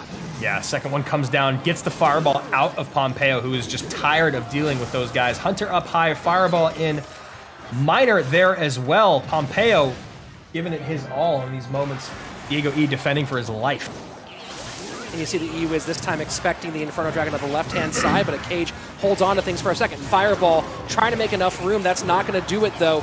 And you're going to have the Fireball Zap come in from Pompeo for the win. Yeah, great Fireball in. The Fisherman was actually right there, but the Fireball, as you said, with the Zap comes in. Musketeer connects on tower. Great job from the Balloon Master himself. And, you know, we got Pompeo playing Balloon today. We got Air Surfer playing Expo. It's a special day here at CRL West. And we have Diego E's first head-to-head appearance of the season as well. Doesn't go the way he would have liked, but first time seeing him get into the mix in King of the Hill. Yeah, and he actually does end up playing it really, really well. I mean, you're going up against Pompeo playing, you know, Minor Balloon with Zap, and he did a very good job keeping those balloon hits at bay for a long time. It looked like he got a little over-aggressive with the Royal Giants at the end, but I think in his mind he was thinking that if he just kept up the pressure, he could maybe find a big enough opening. Well, it felt like the Electro Wizard was going to maybe turn the tide there for a minute. Didn't end up getting the job done, and this was the very, very nice work on the right-hand side from Pompeo, but nice defense from Diego E. And here we go into sudden death overtime, Andrew, and this is the big push on the left-hand lane that really put Pompeo far, far ahead. Yeah, you know, it's just an easy, quick defense to start, but that Miner comes in just in the nick of time with the Zap, and the Hunter, even though it's been there the entire time, is just not able to get enough damage on the Balloon or on the Miner. Great placement with the Miner, great timing on the Zap. It allows that big time game-changing Balloon connection to come in on the left. At that point, it becomes a spell cycle and Miner race out with easy defense to be played. You see Fireball there just trying to help hold on, but this Miner, and look at the Fisherman, right? The Fisherman goes to the back, the Miner's up front, so that Miner gets another shot on the left-hand side, and this was the final gasp, but easy defense this time for Pompeo. Yeah, great Fireball comes in first from Diego E. The E-Wiz is up high, and he's trying to keep everything at bay at the front, but then he realizes Miner comes into the tower, Fireball plus Zap. Fisherman, even if it's there to catch, is going to get knocked back from the Fireball. GG, well played. Next person up for the day. So if you wanted to see Pompeo play the deck that made him famous, the deck that made him one of the top historical ladder players in Clash Royale. There you go. We just saw it get done and played with some fancy footwork as well. It would be a nice end of the season, Andrew, for Pompeo to finally have a good run here in King of the Hill. Well, yeah, that's exactly what was mentioned, going into this set, was just that it felt like Pompeo, in spite of playing so well in 2v2 and is going to hop into the second game here against Michifu, it felt like a guy that could have done just a little bit more in the King of the Hill set, and I'm sure if you talk to Pompeo, he probably feels pretty similarly, being one of the best Balloon players ever to do it. Sweep right now would be good for his confidence and maybe good for his contract renewal. I guess on the other side of things, Andrew, we haven't talked much about what the future holds for Creem Real Betis. It seems like they have their 2v2 pretty well locked down, with Michifu and Diego E putting up a solid 5-4 performance on the season. Maybe, and also, it's kind of hard to put this one in that conversation as well, because they'd already clinched and weren't really going full out with their deck selection for today's matchup. So let's call it 5-3 on the season for 2v2 for Michifu and Diego E. Belly's been great. I guess the last big question is Pedro, especially not knowing whether things will be live or online in the future. The big question here is, do you keep Pedro in the mix for Creem Real Betis in the long run, or do you need to find something else, especially if we're not live? Well, what's really fascinating is that even though Pedro has been playing better over the last few matches, he's still never won a 1v1 set this season. The only 1v1 sets they've won, they've only gone there 4 times. 2 from Belican they won, and 2 from Pedro that they've lost. So, Creem is more of that archetype that we were talking about, of having a great 2v2 squad with one of those guys and Michifu being good in King of the Hill, and then having 2 other stunners in St. Belican and Pedro that can bring it home in King of the Hill in 1v1 or are even interchangeable. That's what Chivas is looking for. That being said, Pedro is not quite up to snuff to where they need him to be if they want to succeed in playoffs and, in my mind, World Finals. Yeah, 25% win rate on the season for Pedro in head-to-head play between 1v1 and King of the Hill. You'd love to, of course, get that flipped around in some way. So we'll see, of course, what they do in this playoffs. Remember, Andrew, playoffs are BO5. Yeah. Meaning that you kind of have to expect Pedro to be coming out in 1v1 sets. And it really feels like if Pedro can get going, Creem has a great shot at making that World Finals. But if Pedro struggles during this first round of playoffs and they don't qualify, that would raise some questions about his future, especially in a situation where Wi-Fi might be a challenging issue. Yeah, because that's the last thing you want to happen in the BO5s of playoffs, right? You give up a game or you give up a set because of Wi-Fi, not actual gameplay. I think what you do if you're Creem is you put Pedro in that very first BO3 in that 1v1 set because of things like internet, because he's been inconsistent. It lets Creem know what they need to do moving forward after that, whereas having someone like Belly and Michifu start things off feels a little bit less impactful. E-Barbs to the right-hand side. Royal Ghost trying to work on them, but they do slide on through, and that's going to be a big Elite Barbarian connection on the right-hand side for Pompeo. Yeah, Michifu asking a lot out of his Royal Ghost there to take on both of those Elite Barbarians plus the Heal Spirit, and he takes a ton of damage for it. That's... Oh, wow, but he fires right back with his Cannon Cart Bandit connection right-hand side, Rich. Ooh, boy. Very little elixir here for Pompeo. Michifu pouring it on. Royal Ghost in. Tons of damage here, and the lead swings right back to Michi. Yeah, Royal Ghost on the tower for what feels like forever. Now Michifu in a really great spot of keeping up this bridge pressure and hoping Pompeo makes a mistake to line up his Magic Archer. So here we go. Magic Archer maybe at the bridge, right-hand side, should line up. Nope, he goes Royal Ghost in that spot instead. Trying to keep this Cannon Cart protected, I think, is the goal here, Andrew. And you see the Heal Spirit come on through, Bandit behind, and now we might see Magic Archer go for the connection, and there we have it. Yeah, beautiful call there, Rich. Perfect play-by-play. Keeping that Cannon Cart on the board because you know that the best thing that he can drop up front when he's got all of his units exhausted is that Dark Prince, because it's going to come right back around in the cycle. Magic Archer lines up right on top of it for a beautiful piercing shot. 529 to 1116. Fireball log, good value there on the right-hand side. Heal Spirit trying to keep Pompeo's Elite Barbarians on the board, but they do go down.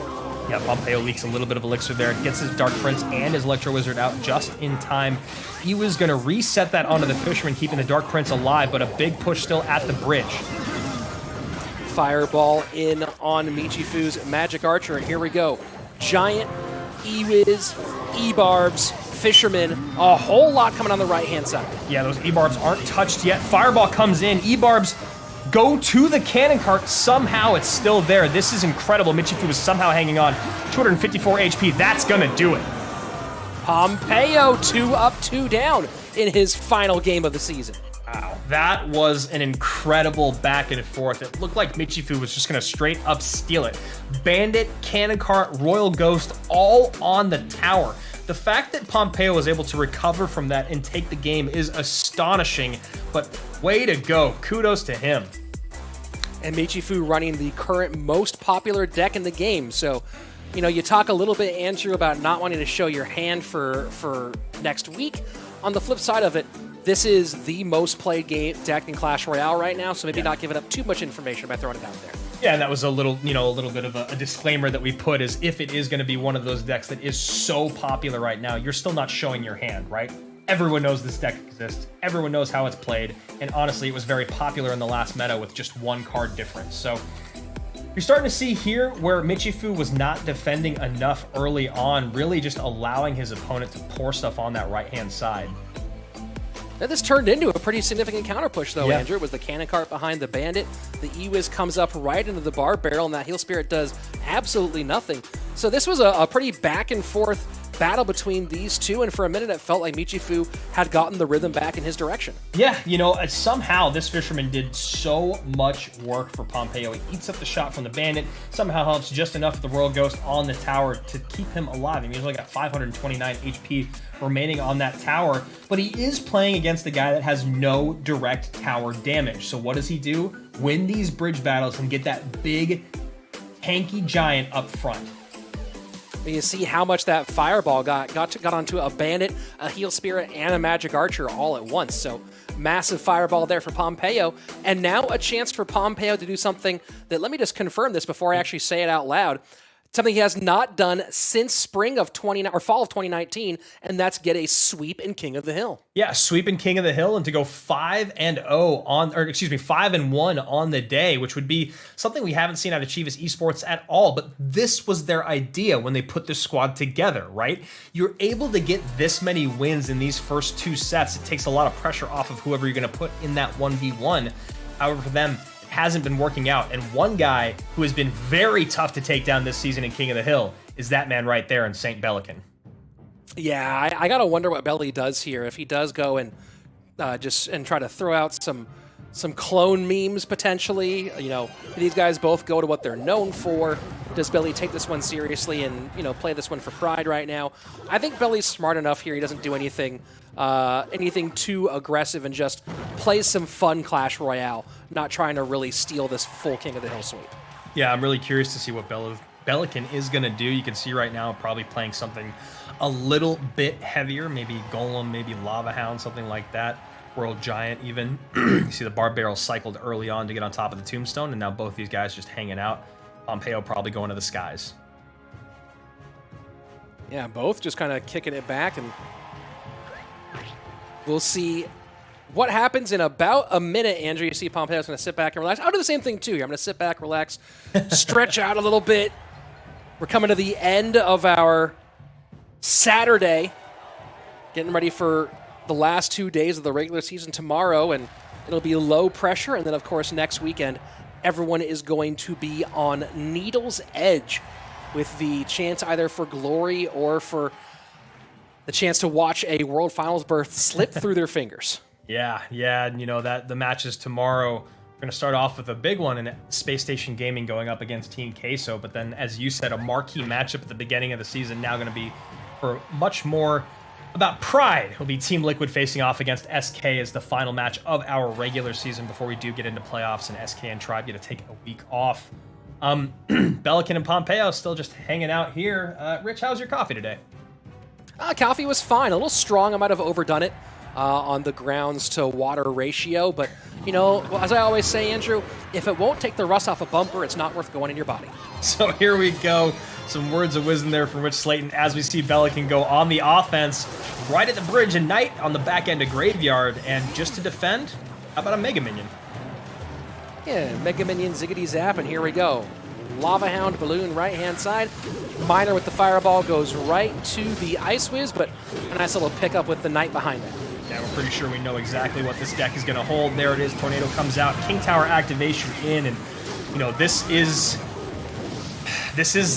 one of those archetypes. This is one of those constructions. One of the strongest defensive cards in the game, or I guess trifectas in the game, are those two right there, accompanied with that with that Tornado and any building. Used to be the Tombstone. Now we see a lot more Bomb Tower. You know what? Here's what I want to see from Pompeo. I want to see Pompeo just try to shut down defense against these graveyards. It's going to be very, very hard to do, obviously. Yeah. And then I want to see him, he has to play Miner here. I want to see him just try to Miner cycle on King Tower and try to grind this out for a 3 crown, no Princess Tower win.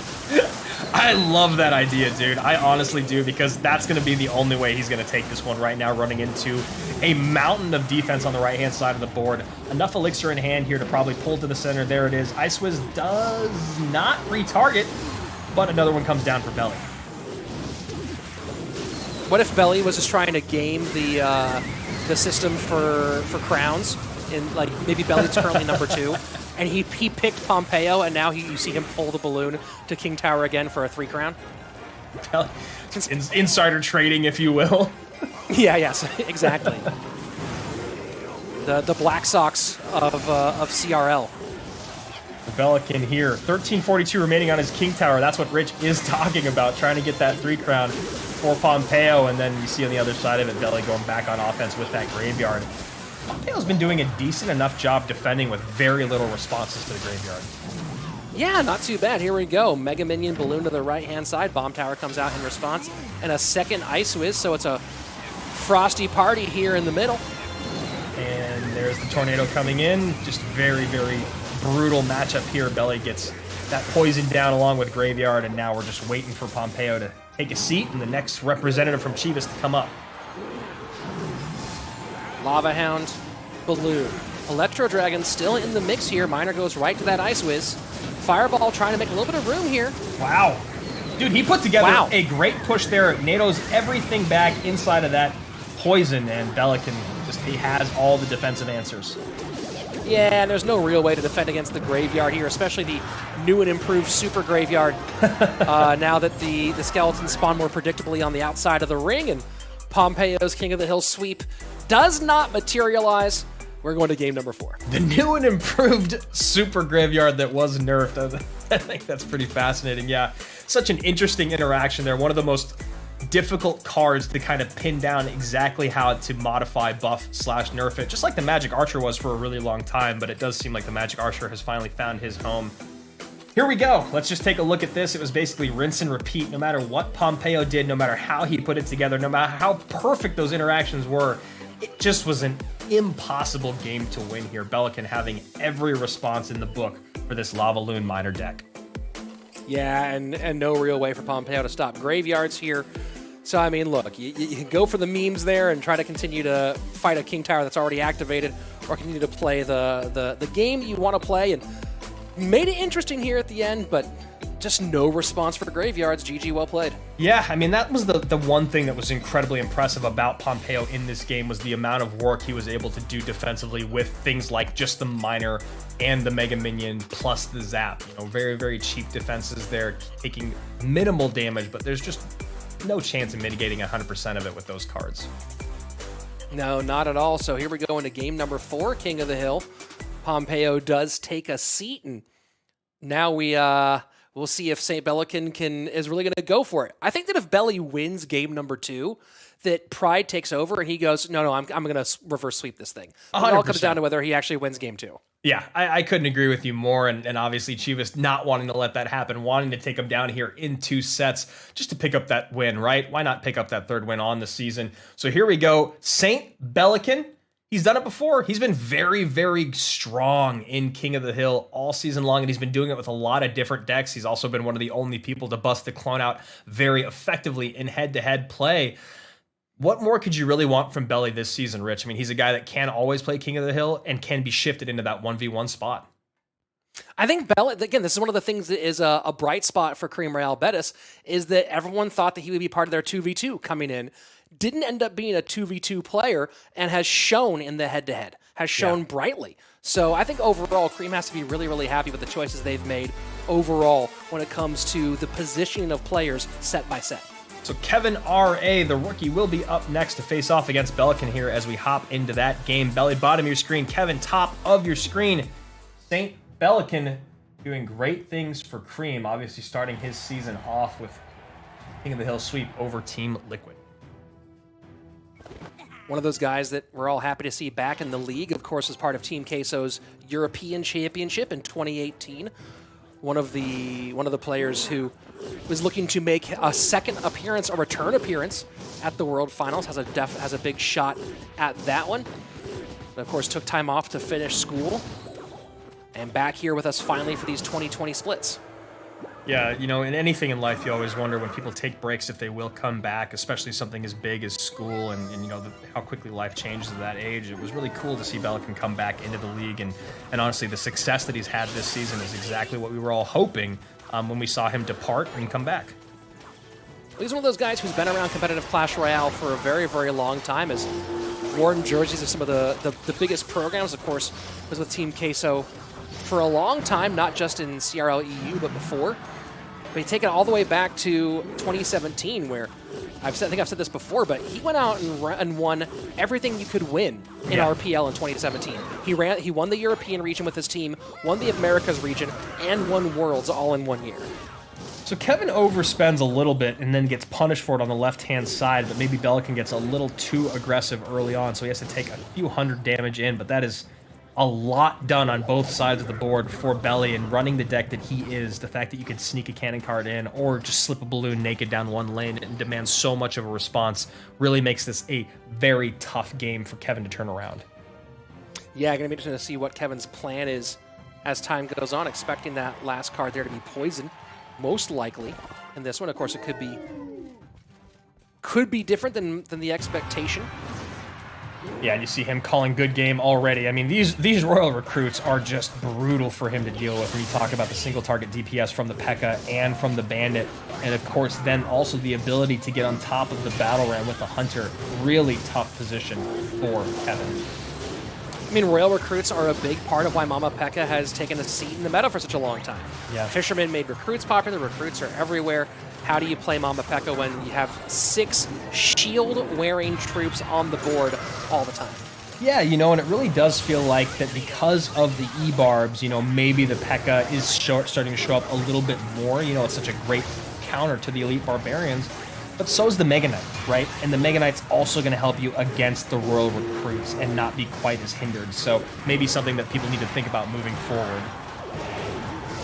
Kevin throws the bar barrel behind. Ram Rider's going to connect. No, the freeze comes in last second and holds on.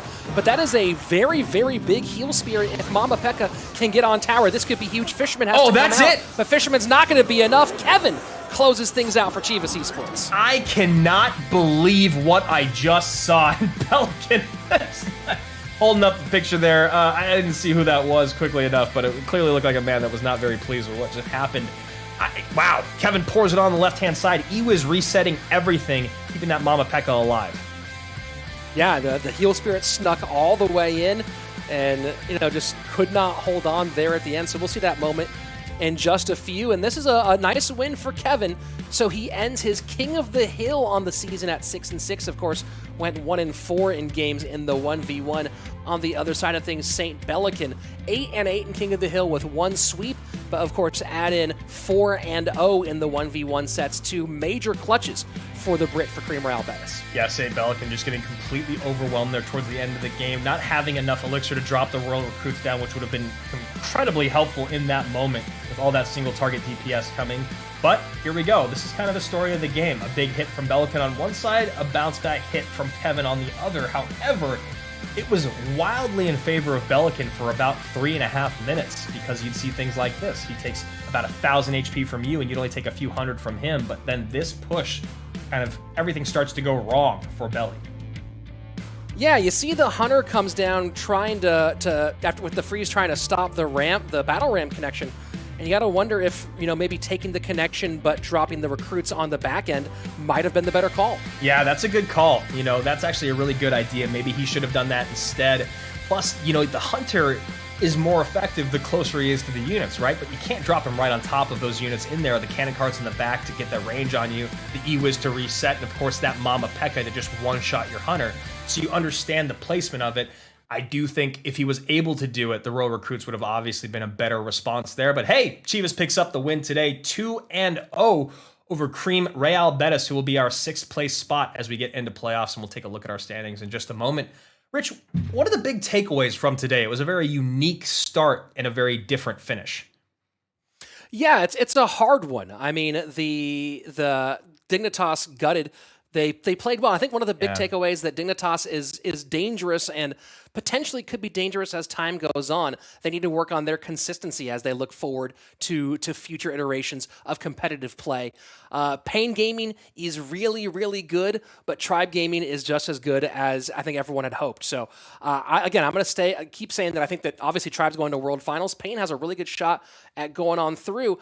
I think the number one takeaway from all of this, Andrew, is that this is an unpredictable league. You never know who's going to be where. You can prognosticate all you want, but in the end, it's just so many small things can change what the overall picture of the league looks like. Yeah, and if you want to even take that one step further, our one squad that seems unstoppable lost to one of our lowest teams out there when SK was beaten by Misfits. So you talk about trying to gauge or look at the trajectory of our playoffs, and it's all up in the air. Anything can happen. Any one of these top 6 squads can beat any other of those top 6 squads on any given day. I can't wait for playoffs. I'm excited to see what happens tomorrow. I know Space Station Gaming and Queso will be fired up for their match, but it's all about the playoffs now. We know where the squads are going to be, and now they just have to start to gauge towards just that one small change of the positions 3 and 4.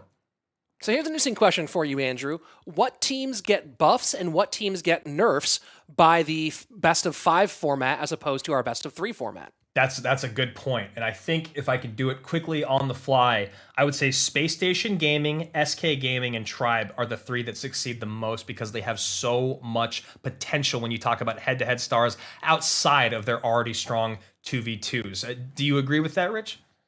Yeah, I think the other team that does get a buff here is Team Queso because potentially depends on how much they have to lean on Ruben and how much IMJP shows up. So that does create some questions there. I do think that Pain Gaming and Creem both have some questions to answer when we get into that best of 5 format. And here we go, Andrew. Standings almost completed, but the last thing to figure out is whether Space Station will be 3rd and Queso 4th or vice versa. Yeah, you look at the middle of the pack, things are really close there. Top of the boards, SK Gaming, they've been there all season long, 7-1. Tribe right behind them at 7-2. Space Station and Queso each have 1 game left at 6-2 and 5-3. Pain Gaming with that one evicted win puts them in 5th place. What a close pack there in the middle. 5th, 6th, and 7th, all 1 game apart. And here we go. Let's look at our playoff bracket. This is a big one, Rich. I mean, you talk about having to face SK or Tribe. Here we go. Yeah, I mean, so Pain Gaming will have SK if they can get through that first round. Same thing, other side, Creem Real Betis would face Tribe in those semifinals.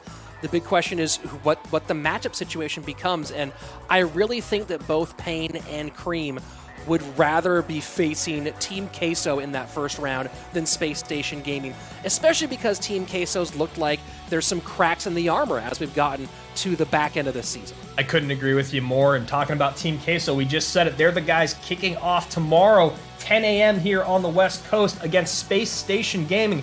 Who will be number 3 and who will be in that number 4 spot? One of you will obviously be looking for SK, the other one looking for Tribe Gaming. And speaking of SK, number 1 goes up against number 10, SK Gaming, against Team Liquid, our former world champions. That will be their last appearance of the season for Liquid, the biggest organization in esports. Yeah, it's a crazy place to be. I'm wondering what that match ends up being. You know, Surgical Goblin had ended up challenged Morton on Twitter to, if we face King of the Hill, let's do a classic log bait mirror match, and Morton politely declined that offer. But with everything set, you gotta wonder, like, does SK Gaming bring out new stuff, or do they, again, protect deck pool?